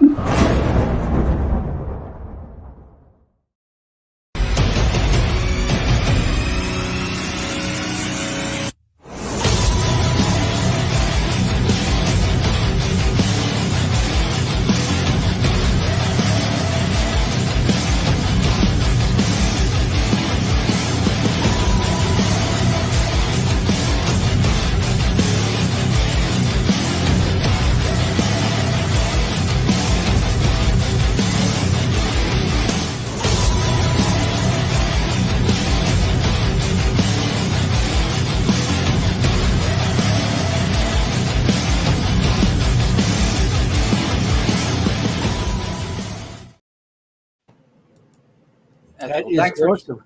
Thanks for showing the whole thing. I was going to tell you before you cut off the end has a promo video, but No, actually, I think that's excellent. You know, the people in the audience probably want to know about that thing that you're going to be in England. That's awesome. I think. Also, Penny Griffiths Morgan was the one name I forgot to mention before when I mentioned all the other speakers, who's a historian and a phenomenal person. We had a chance to interact with Penny not that long ago, and we're hoping we get to spend more time when we go over there. But really, really a brilliant individual. She's great. Mm-hmm. That's awesome. I mean, yeah, that's why I played it extra. I wanted that back so that you could see it and they could see the audience. Chris Hogan, the Besides Staticom this tour. We are one of our UG media. That's actually one of the places we put this, and that's in Manchester, England. Oh, so maybe that helped you. You know, yeah, Staticom work. That's true. World Tour. I know. We need to come back to the North Carolina leg of the tour. That was so fun. The Rathmans, us two, Lourdes and I, and Chris and Audra at the Montgomery House, which I know Todd and Carmelo and Raul just went to. Such a cool place. And what if stuff like that doesn't show you that the important moments are the moments you spend with the people that you admire and care about, and the evidence is fantastic, but so many are aggregating the evidence. It's important. It's not more important than the experiences and the relationships to me. Mm-hmm. What was Todd and Chameleon's question? There it is. You think having a higher vibrational level could make us hear responses through Staticom more clearly, or in tune, so to speak, with consciousness? All right, so two things to that. One, if you could specify what you mean having a higher vibrational level, which seems to me, I could be reading it wrong, seems to me that it infers a modification or modulation of our own vibration level. Or if you're talking about something maybe that would be applied to the audio itself, to tune in, so to speak, with consciousness. So we don't. I wouldn't put it in that way. I guess to tune in. Todd stumped you. Ron is a loss for words. No, I'm trying to come up with the correct words to answer it. Yes, ourselves. So, I mean, Raul Tower, I think he would be dead to have a higher personal vibrational level. That's funny. Raul's hilarious. He is funny. So I don't know of how we can change our vibrational level. I know that mediums tend to say that they do that. I don't know instrumentally if that's been shown at all. The other part is to tune into what was it? Let me scroll back up to see his question. It's a great question. There it is. Here's the response more clearly or in tune, so to speak. So being in tune with consciousness is tricky because according to what we believe to be the nature or the ethos for reality, we believe what's called analytic idealism, which is the idea that all of reality is experiential, that nature is mental processes, not mine or yours, but mental in nature, mental processes. And what we perceive to be the physical world or the world out there is a world out there, but it's not physical, it's mental. And we have, as we know, right, for the light spectrum, for audio spectrum, we have limited capabilities to see only part of the light spectrum, hear only part of the audible spectrum, right? We can't hear infrasound. We can't see IR. So we have sensors like a plane, and this is from Dr. Bernardo Kastrup, has a dashboard of dials with sensors outside the plane that tells him what's going on in the environment or in the sky outside of him. Without windows, he could navigate the plane successfully and land it because it's giving him all the salient points he needs to do so. We have instrumentation with sensors that does the same for us. But we don't make the mistake. We make this mistake, rather, that the pilot doesn't, is we don't mistake. He doesn't mistake the dashboard to be the sky, to be the world out there. He knows it's a representation of what's out there based on what the instruments can measure. So our instruments are our sensory input, and they can measure certain things, right? We can see within certain spectrum of light. We can hear within certain audio part of the spectrum. So that's what our sensors can measure and can detect. We know there's more out there because of the instruments we use to access those things, give us a peek into that, right? So we have limited view. So we're not seeing the world as a mirror image of what it is in its entirety. So it's not saying there isn't a world out there. We're saying that the world out there is just mental, and what we see is a representation of it that our sensors are able to pick up, right? So everything under this ethos, everything is within consciousness. Your brain is in consciousness. Your body is in consciousness. Everything is consciousness is the one ontic primitive. So when you're talking about reality, right? Reality is to define or try to identify what you think reality is. That's a philosophical question. Science doesn't speak to that. Science measures, models, and predicts what nature does, what it might not do. It tells us what's going to happen. What are we going to see next? That's what science does. Philosophy looks to explain what it is to be something, the nature of being, right? So science doesn't have its own paradigm. Science will adhere to one, and the commonly held view in the world today is what's called physicalism. It used to be called materialism. That says, materialism says that there is a world out there. It's three-dimensional. It's physical. It's completely devoid of experiential states. It doesn't have feelings and flavors and all those things that we experience. It doesn't have experience. It's purely and exhaustively explained through quantities, through numbers, right? That's what materialism says, and that our brain creates consciousness, and then we perceive that world out there. We've moved away from that towards what's called analytic idealism, that reality actually out there is mental, and what we're seeing are representations of what's out there. It's not the thing out there in and of itself. Why? For us, a big thing was, as a philosopher from, I believe from New Zealand, David Chalmers in 1995, posed something that's called the hard problem of consciousness. If, according to materialism or physicalism, the world is out there, it's 3D, it's physical, right? In nature, it's separate from us. It has no qualities. It's completely and exhaustively explained through numbers and quantities. If that's the case, that's because they're saying that that's matter out there, and consciousness is created in the brain. So the hard problem is if matter out there does not have experiential states, what is our brain supposed to be made out of? Matter. So if matter does not have experiential states out there, what they're telling us is that matter out there doesn't have it, but then when matter in our head somehow gives rise or emergence to experiential states when it's not supposed to be able to have experiential states. So that's an inner contradiction.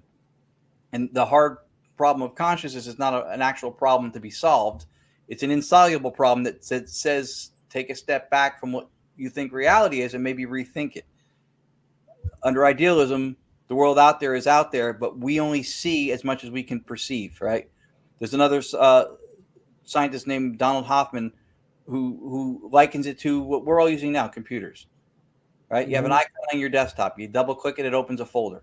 Inside that's another little square icon. You double click that and a video starts to play. You have sound and visuals and lights and a frame and colors and all, right?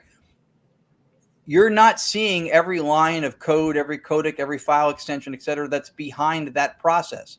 You're only seeing the salient points you need to in order to have the experience. That's how we have reality. We have sensors, and we get only the things we need to navigate life and to experience it. We don't see everything in reality in and of itself in its entirety.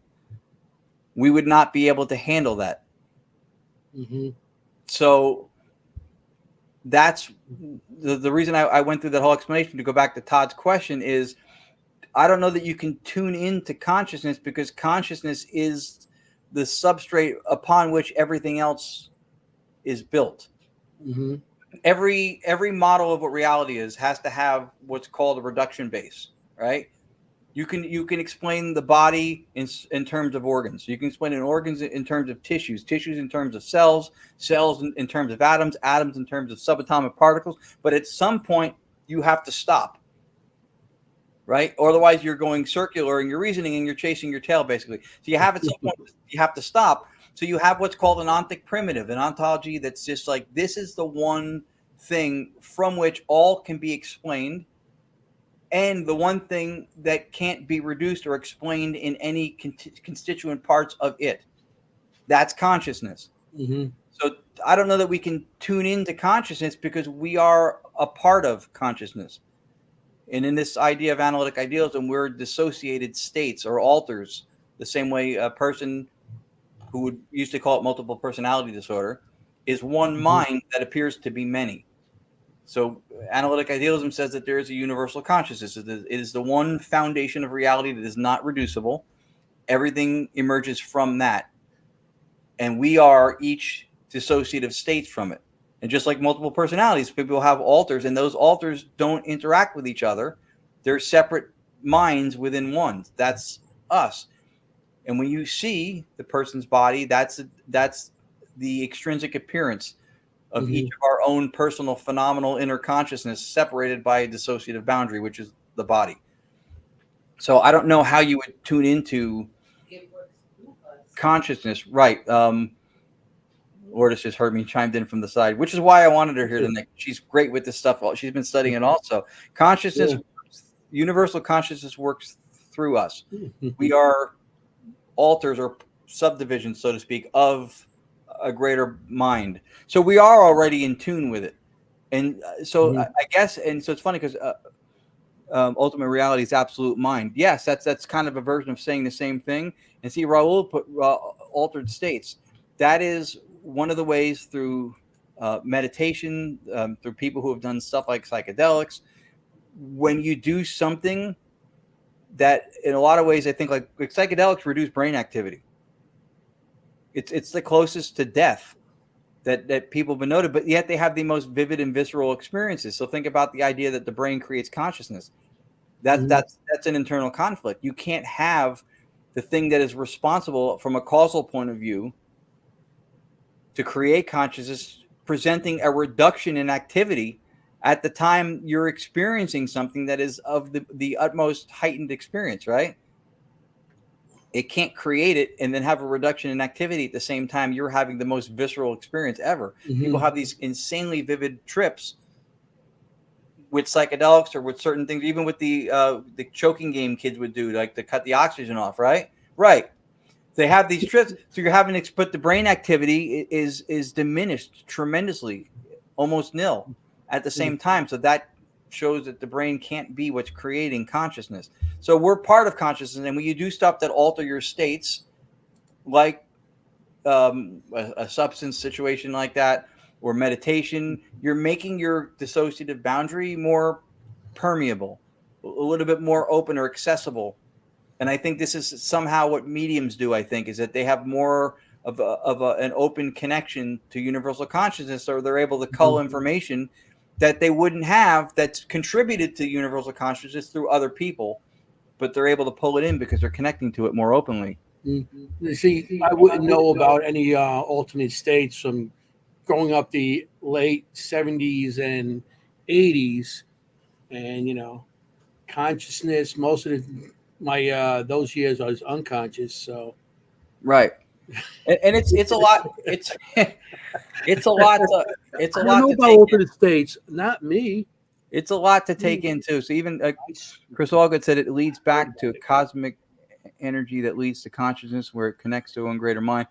That almost complicates it essentially. And this is why we like analytic idealism, right? Because physicalism, the science chosen philosophy of reality that most people are operating under now, is that you have two things: you have mind and you have matter. And then you have to reconcile the interactions between those two. Analytic idealism says you only have mind. Reality is mental. And then when you're interacting with stuff, even in the physical world, it's mental stuff interacting with mental stuff. You're having an experience with it, and it's something that's a representation of something. It's not actually physical. Matter is what something looks like. It's the extrinsic appearance of something. You go with which you got that one already. Right. So, yeah. So Chris was just right. So what cells do not exist, but energy can also not be created or destroyed.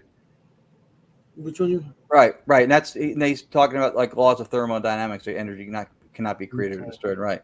But I'm trying to keep up with your questions. No, you're doing great. You're doing great. With any definition of what you think reality is, there's a handful that are most prominent: physicalism or materialism, which I explained, analytic idealism. There's panpsychism, solipsism. So, but everything has to have at some point what's called a reduction base. It has to have a point when you reduce things to explain things in terms of something else, where you have to at some point stop, or you end up going back in a circle again.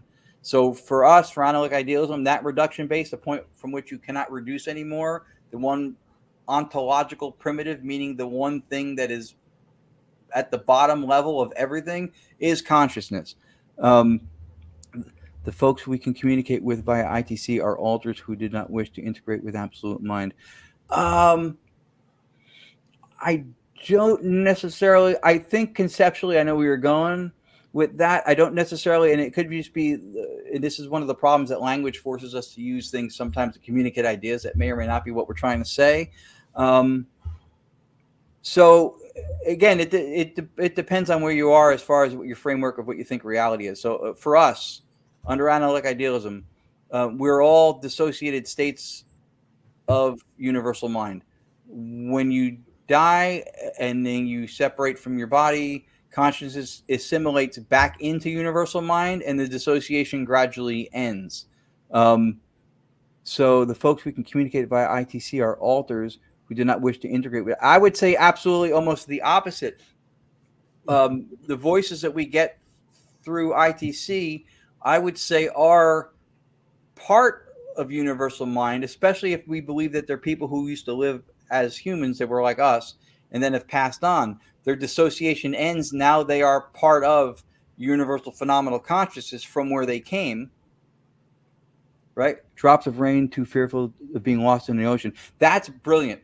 That's brilliant because that's a great example of it. So when you're you, right, you have personal agency. You identify as Anthony Simonelli. But Anthony Simonelli is a name that you were given. You could have been anybody, right? You're still you, even if your name was Tom Thumb, right? You'd still be you, right? That's just a name you have. So you have personal agency. When you pass on, it's so drops of rain is very close. I was going to say is it's if you dropped ink drops into the ocean, right? They're still there as they assimilate back in, but they no longer have discrete, easily identifiable boundaries where they are discrete and separate from other things. So that's us right now. Our dissociation has a boundary, and the boundary that we perceive is what we see each other's bodies. That's our boundary as dissociative alters.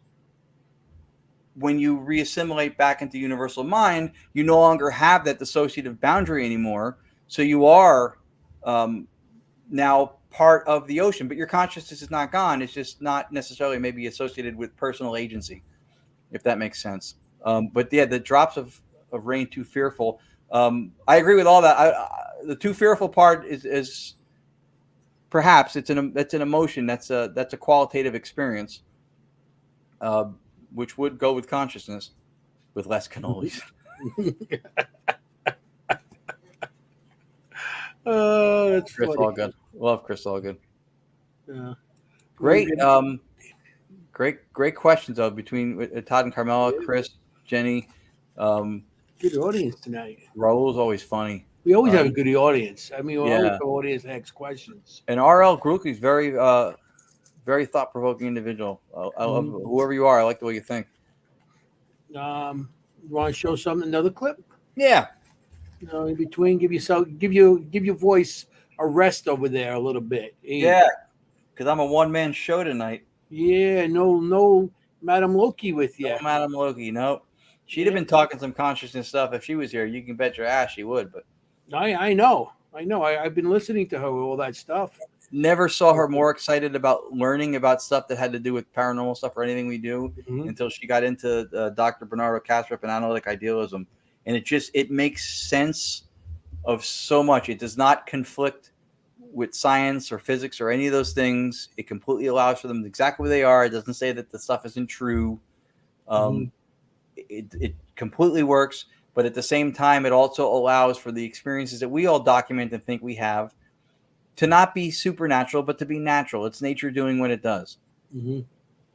That's, I think, part of the problem where we lose the argument, is that we try to say that this stuff is supernatural or paranormal. It's beyond the norm. Science can't calculate it, doesn't know what it is. And then we try to prove it and explain it by cramming it into a physicalist material explanation. So we're saying it defies science, and then we're trying to cram it back into it at the same time.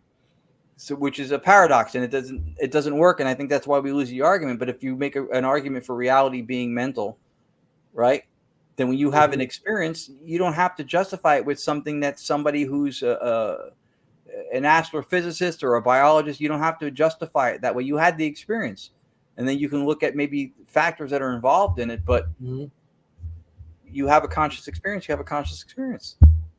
I'm going to play a clip here. I am somebody. It says consciousness. You want me to play that one? Oh yeah, that one's that you're talking about it, so that's perfect. Yes, this was a voice that came through. I think it was Staticom at this point. And again, the only difference between Staticom and direct radio voices, the white noise source became the generator that made live white noise versus the radio that was vacant of any radio emissions. But yeah, this was a voice that not only identified as that, which is interesting, right? Especially for the universal phenomenal conscious thing we just talked about, but it also named Tony. Look who just said, okay. Oh yeah, she just finished working. Yeah. So if I had a rubber ball right now in this hand and I went like that, there's a chance I could hit her with it from here. That's how close she is. Yeah, I know. It's like take warmth in that, people. You can hit her with a rubber ball. Hit it with a rubber ball, hey. Oh, let me get this here. I gotta get this. Okay, this is what the I am somebody. Here we go. We're queuing. Here we.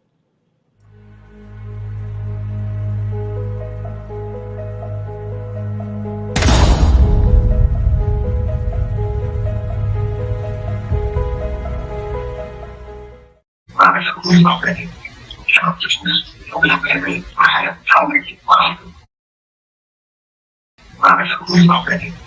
Consciousness will be very I have already life. Consciousness already. Consciousness. Consciousness. Consciousness.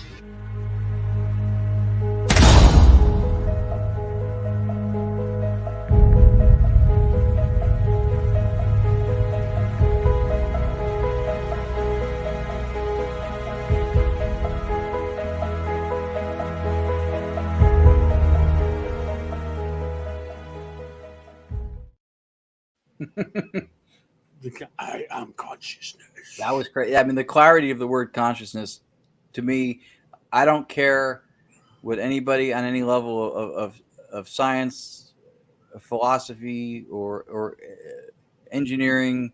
I don't care what your background is. Somebody said consciousness. We can argue over who that might be, how it might be possible. That was pure white noise filtered, and that is undoubtedly not a warble, an artifact of sound. Yeah. If it is, then that our entire language is predicated on warbles and artifacts, because that clearly says consciousness. I don't think that's debatable when you hear it. I don't think the words needed to be on the screen to make that point. Yeah, it was on. Yeah. Jenny brought up with consciousness with my dog barking that time.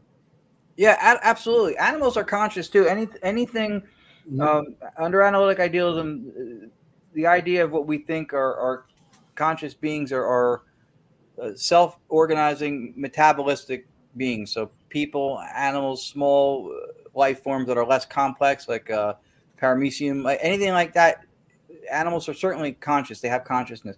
The one thing that we have that animals don't seem to have, and with higher cognitive function animals like dolphins, for example, I'm not sure if it's conclusive, but we have what's called metacognition, and it gets confused sometimes when people say unconscious And then when you know something, you're conscious, right? Like if you're in surgery and you're under, they go, you're unconscious. Or when you're sleeping, you're unconscious. And then when you're awaking, you know things are happening, you're conscious.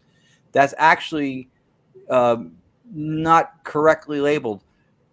Even when you're sleeping, right, and you'll dream, you're conscious. Mm-hmm. When you're under anesthesia, you're still conscious. They do things so that you don't feel or have certain things. They give you things that will numb senses, whatever, so you don't experience or know that you're experiencing things, but you're still conscious. When you know that you're having an experience, that's metacognition. That's knowing that you're having the experience. So you're conscious when you experience, which is when nature's one true given. The one thing we know for sure, beyond a doubt, is experience. We know everything directly or indirectly. I don't care what it is. We know it through experience. Even qualities, quantities, whatever. You go, that suitcase is 50 pounds. 50 pounds is a description of the thing, right? It's not the thing itself. You can't hand me 5 kilohertz. It's a description of the thing. The numbers are qualitative, right? And if you pick up a suitcase that's 10 pounds versus one that's 100 pounds, one feels heavier, right? So what is feeling heaviness? That's an experiential state. So we know everything, whatever it is, through experience. Throw another clip up there for you. Yeah, why not? Okay, I skipped a couple here to get that one on. Oh, that's not forgivable. I gotta go. Yeah. No. Oh no, I lost my guess because I can't keep up. Okay. Just Staticom, Finn. This one's cool. So just Staticom, and this is why I called it this. So Lourdes and I watched, I'll try to give a short version of the story. We watched Tony Rathman on a podcast a couple weeks ago. We're watching it on the TV using YouTube. It ends, and then it brings you to your own YouTube channel. And I see, look, there's a lot of old videos from when we started. Let's watch some of those. And I put one on. It was a 5-minute direct radio voice clip from literally in the beginning in 2019, give or take 2020. I think I uploaded it a couple months after. And we're watching it. It's 5 minutes long. And there's a lot of hear me, can you hear me, can you hear me? It was a lot. And this is just the radio. This is no software, no computer stuff, no slowing it down. At about a minute and change into it, Lourdes hears something, but she knows me and she knows I want to finish the video and watch it because I'm listening to the whole thing.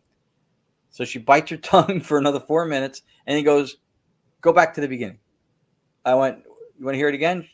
I think I heard something. When the bionic ear says, I think I heard something, You listen. you go back to the beginning. So we played it. And sure enough, at around 1 minute and 8 seconds, we hear a voice go, Staticom. And I went, you got to be kidding me. So we played it again. I said, let me just put it on the computer and listen to it through headphones or whatever else. I can blast it. And sure enough, I kept playing it and I heard it. So I said, I'm going to send this to the Rathmans. I'm not telling them the circumstances behind it. I just want to see if they hear it. So I send it to them. And they go, they hear it. They go, oh, yeah. Amongst themselves, they told us. They go, we heard it. We heard Staticom, but we're wondering, the voices aren't as clear as they've gotten as the method progressed. So it's good. I can hear Staticom, but I wonder why it doesn't sound as clean and clear as it usually does. So then they called us, and so they expressed that. I said, well, this wasn't the most updated version of the method. This was recorded in January. And we were having this conversation, I think it was like beginning of April, end of March, I think. I said, well, this was recorded in January. So Tony goes, oh, it was before we made some modifications to it, like a couple months ago. I went, well, no, not exactly. And he goes, what are you talking about? And I went, this was recorded in January of 2020. And he goes, wait, what? So why that's important? We were doing direct radio voice starting 2019. In 2020, in January, we knew of the Rathmans. They knew of us. We didn't know each other. The name Staticom was given to Tony with permission and blessings to use from somebody who's an audio expert that he knows, who had coined the term 10 or 12 years ago and wasn't really using it, and he wanted us to have it. We didn't have the name Staticom from this friend of Tony's through Tony and Cherie being involved until 3.5 years after this recording. We found it 4 years later than it was after it was recorded. 4 years later. So 3.5 years before we even knew the Rathmans, were working with the Rathmans and had the name Staticom, a voice said Staticom. And we believe, again, if we circle back to universal phenomenal consciousness that we're all dissociated from, right? Somebody conceived of the name of using white noise for spirit communication. The gentleman who gave it to Tony. He conceived of it 10, 12 years ago, which predates by 8 years the time we adopted it from him giving it to us. So that name was already out there. It was already a part of universal mind. When we communicated, wherever the communication is coming from or however it happens with regard to connecting with consciousness, this white noise methodology was identified as Staticom because that's what it had been called before. That's what we believe. The other alternative to look at is that this is some kind of a future-telling prophetic message about what's coming.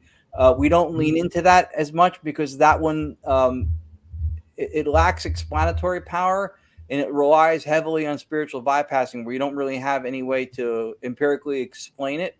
This makes more sense. It works with analytic idealism. It was out there before. But to say that somebody was telling us the future and what's coming, it lacks explanatory power. So we can't lean into that as much. In a way, you can, because when you ask questions, as I know we ask many questions, and they seem to give us answers. Could they know the answer before because they're from the future and it already happened to them and they know the answer? You could make the argument. I'm not making an argument. No. Argument. I don't give you an argument. What? I know the guy. You could make the point that past, present, and future exist simultaneously. Because, for example, if I say a moment ago I was talking about something, I'm referring to something in the past, right? Mm-hmm. But the second I mention it, the mention is already also in the past. Every time you talk about the past reflectively, you're doing it in the now. You can't point to me and go, there it is. You see it? That's the past. It's always in the now. And when you talk with expectation about what you think's coming predictively, you can't point and show, well, there it is. There's a future. Mm-hmm. It's always in the now. So you could make the argument that there isn't any specific time. And I saw Raul had mentioned something in the chat based on your theory of reality. Time is not relevant. Past, future, and present all exist at once. That is an idea that's floating around in a couple different ideologies. Mm-hmm. And for us, space-time is supposedly a thing. It speaks to cognitive proximity. Mm-hmm. It's still experiential. We experience time. We experience space with regards to proximity. It's not an ontological primitive, meaning it's not, space-time is not the thing from which everything else happens. It's not the scaffolding for consciousness. Space-time, or really space-time is what's considered a convenient fiction. It's what nature or the universe appears to be doing. And from that, science can make predictions and make advancements. So it's useful. Same thing happened with gravity. Gravity was a thing. At first it was mocked. Then it was believed to be true. And it's a convenient fiction. It's what nature appeared to be doing. And then Einstein replaced it with space-time, saying that it's the fabric of space-time that's bent by the mass of something. And then that also a convenient fiction. And when these things run their course and they're no longer useful to us, especially with regard to science and technology, then a new convenient fiction will replace it, will emerge in its place. Time really isn't relevant in it's creation by man just to justify duties needing to be done from right, Chris said. Right. So again, it's what cognitive proximity looks like on our screen of perception. That's how we perceive. So it's not ontologically something that is primal to reality. Time just allows space to exist. You could make the argument, yes. Maybe Staticom messages was in the future, reaching back in time in an unconscious way. The only problem with theorizing that is that when you talk about we say space-time is not a thing in the spirit realm, right? We don't know. There's no way to empirically test it. So you could theorize anything, right? There has to be something that gives it some explanatory power that makes it worth looking into.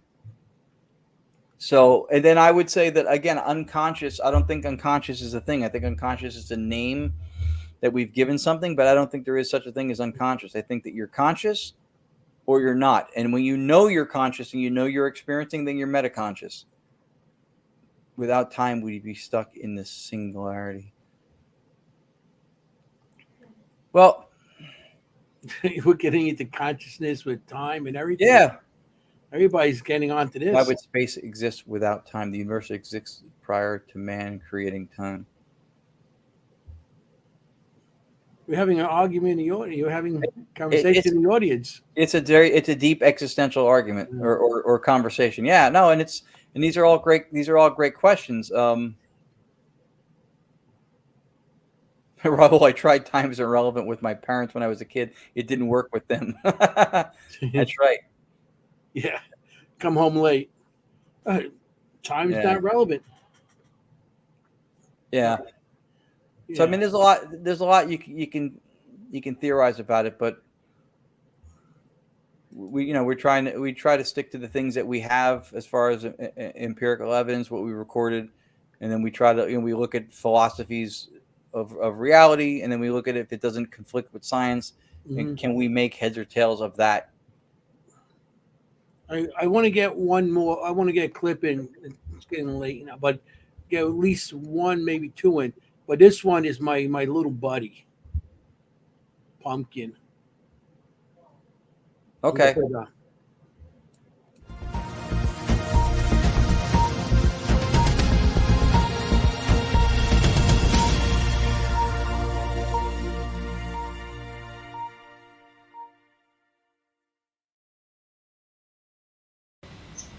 Okay. Haven't this.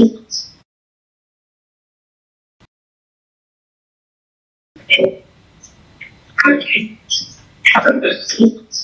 Punking, how is he? So real quick, because I talked so much on that one question, we didn't play the Just Staticom one from 4 years ago, and that one's really. We didn't play it. No, we went into a whole thing, and then the audience is amazing tonight, so we went into a whole discussion thing. Oh, sorry. R.L. Grukey, I love.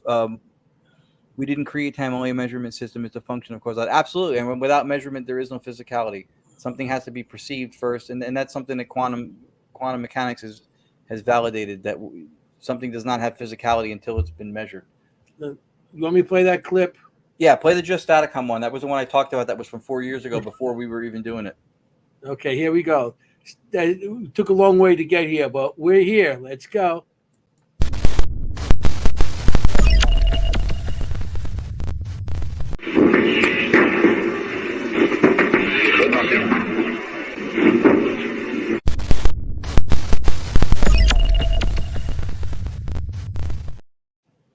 Want to play one more time? If you want to, go ahead. It's short, but it's sweet.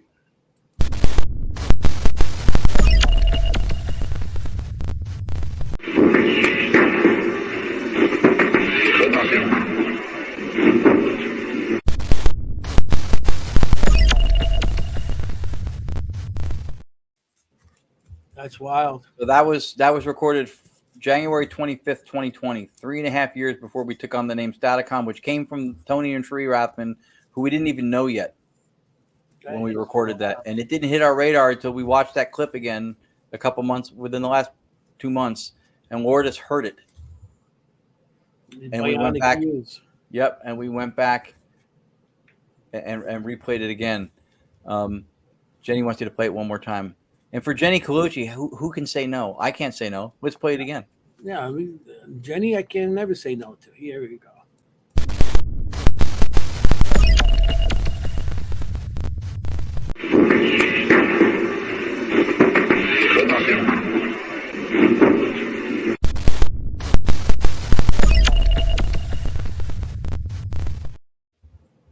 that is Yeah. I mean, what was it, 4 years you said? Before Yeah, that. January 25th, 2020, but 3.5 years before we knew the Rathmans, and before we knew them less than 3.5 years, but it was 3.5 years until we actually took on the name. But at the time that was recorded, we didn't even know them. We knew of them. That's wild how that is. Right. And I had to play my little buddy there. Yeah, that was my son's cat, Punkin, P-U-N-K, and the way it's spelled. He was sick. He was a couple of days away from being gone at the time, and Lourdes was holding him on her lap to comfort him. And a voice came through literally within the first 20 seconds of running Staticom, and it said, "Punkin, how is he?" while she was holding him. Yeah. He was a great cat. I miss him. He was good. I used to go to your house and he used to jump on your lap and everything. It was a great cat. Yeah, he was a sweetheart. And I'm allergic to cats. I stay away from him as much as I could. He used to jump on my lap, my eyes used to puff up, and I still pet him. Right. Good boy. Okay. Right. That's it. Chris was talking about the Babylonian, right, with measured time was 5,000 years ago, and then R.L. Grulke said the same thing. Babylonians, the Egyptians, mind all had elaborate timekeeping systems. We're all avid astronomers. That's all true. From our perspective, what we now lecture on and believe with analytic idealism is that the one irreducible ontological primitive, meaning that the one thing upon which everything else emerges but is not itself reducible to anything else, is consciousness. So space-time is not an ontological primitive. It's not a scaffolding that's independent of consciousness. It's within consciousness. It's an amalgamation of qualities, if that makes sense. Like it's experiential in nature, right? It's a perception thing. Space is something we perceive. Time is also exists in as much as we have referentially to the past, the future, like I was mentioning before.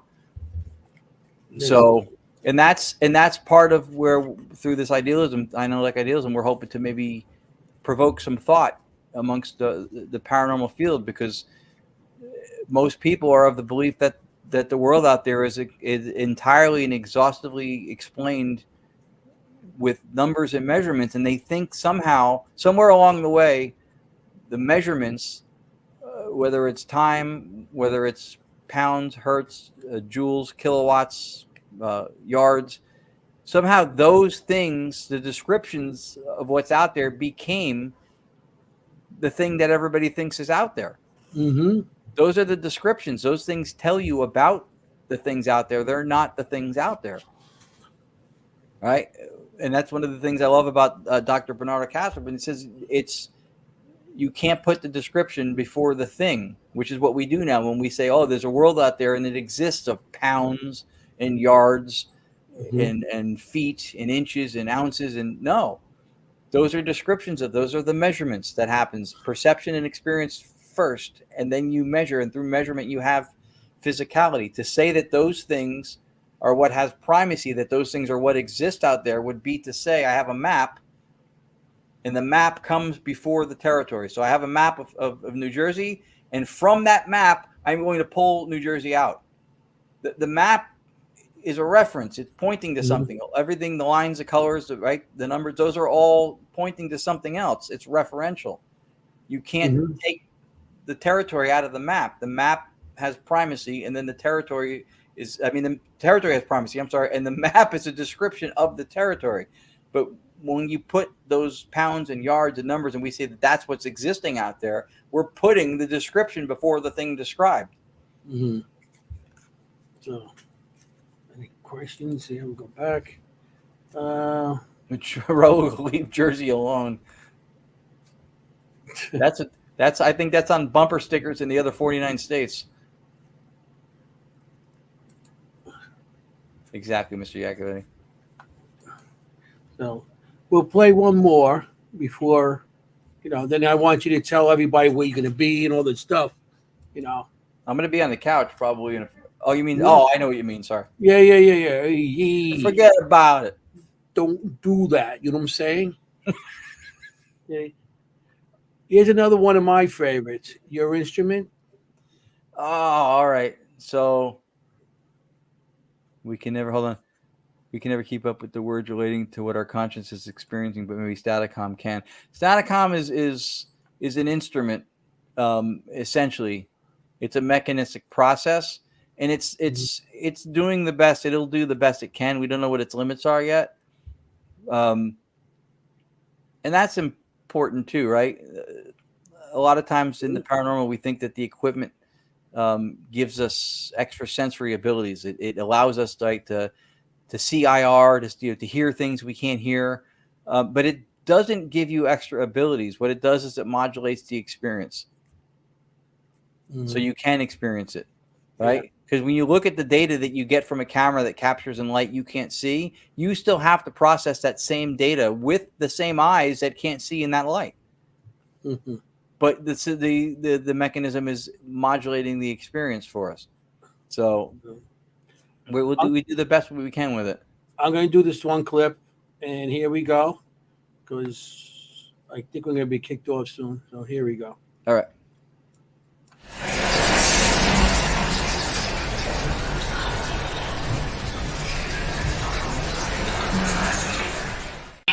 Maybe they're trying to connect, and since it's doing her, I'll let it play out for a minute. I'm gonna message her now. If that's you trying to connect to Tony and Cherie, please keep doing your thing then.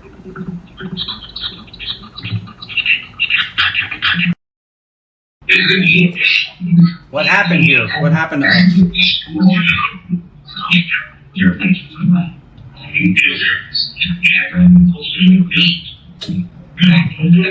Sorry about that.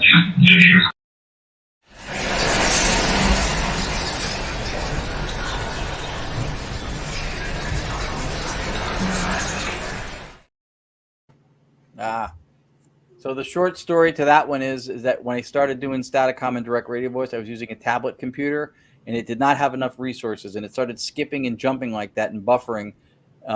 That particular night, I fixed it temporarily, and I got it to even out. And when I fixed it temporarily, I freed up some resources. I asked them what happened to us, and they completely inaccurately described what the problem was. My instrument had pulsing beats, bad connection, and you heard me respond because I heard it. So, okay. Now, just to let everybody know where you're going to be, because there's a show on after us. All right. Yep. I'm actually going to make sure that I look at even our schedule here of what we have coming up, so I don't forget anything. This weekend we have the PH Steakhouse in Chester, New Jersey, for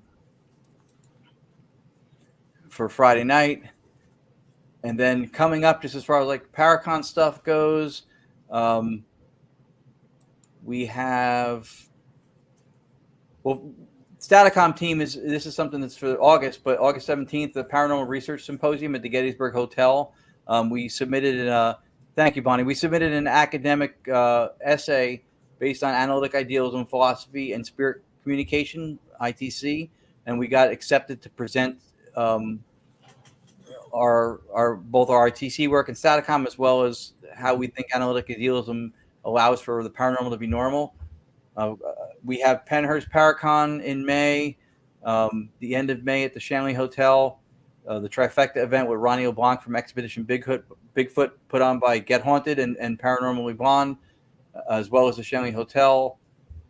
June 1st, second annual Cryptids and Paranormal Conference in Connecticut. June 8th and 9th, Connecticut Cryptid and UFO Awareness Convention. Actually, the June 1st one is actually in New Jersey. I'm sorry. June 22nd, Wilson Castle, an investigation with Sam Baltrusis and Monique Too Soon. Gettysburg Battlefield Bash in July.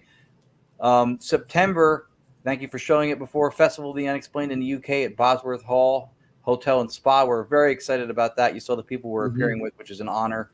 It's awesome. And there's a Supernatural Soiree at the Battleship, New Jersey, put on by Ghosted Magazine and Get Haunted, October 26th. I believe we're appearing at New Jersey Para Unity Expo, of course, which is in November. Yep, November. And then the Massachusetts Paracon this year also, which I believe rounds out the year, which actually that's in October before the Jersey one. Sorry. Yeah, October 4th through 6th. Yeah. So that's, you guys are all over. I see you guys all over now. So this is awesome. So I'm going to say good night to everybody. Okay. This is getting late. I don't want, because Bobby's on after us. All right. And Well, thank you. Let me say real fast, thank you for inviting us on. Everybody who showed up and participated in the chat, a lot of really good questions, a lot of really good thoughts and comments. Thank you for that and for being here tonight. so awesome. And of course, Lourdes and Maureen missed. We hope Maureen feels better. Yeah. But this was cool for me. And for everybody watching who comes to support and watch the show every week with Anthony. Anthony is honest to God family to us. We love him. He's been with us from the beginning. He's treated us like his family, as good as his family. So anytime I can do something like this, when I get to shoot the shit and talk to him, and then all of you guys are part of it, I count me in. Yeah. And the same with me. You always been there. You know, it's, you are family. So it's you my little brother and my little sister are out there. So that's why I consider you guys. So I'm going to say this was the Dimensions of the Supernatural. Maureen will be back next week. She's not free. She's under the weather tonight. So I'm going to play my little clip first, and then I got to do it. Got to do it. You have to. Go. Here we go. Hey, how you doing? Hey, how you doing? Double it. Yeah, you have to. It's worth playing twice. I double it. I mean, it was a great night. We had a good time. The audience, I mean, everybody. I want to appreciate everybody in the audience. You know, Jenny, RL, and Raul, and Todd, and Camille, and yeah, Camilla. Chameleon. Now, and everybody else. If I missed you, Barry, Chris. I can't forget Chris. You know, Jenny, of course, and RL Grookey, again, I don't know if I know who that is, but that's it's a very educated and intelligent audience member, and very, very cool participation. Mm-hmm. Yeah, great. I mean, and Ron and Bobby. Thank you guys. So this is Dimensions of Supernatural, and I got to tell you, fact, stay safe out there. You want to look for ghosts. You want to be a ghost. I'm going to say good night.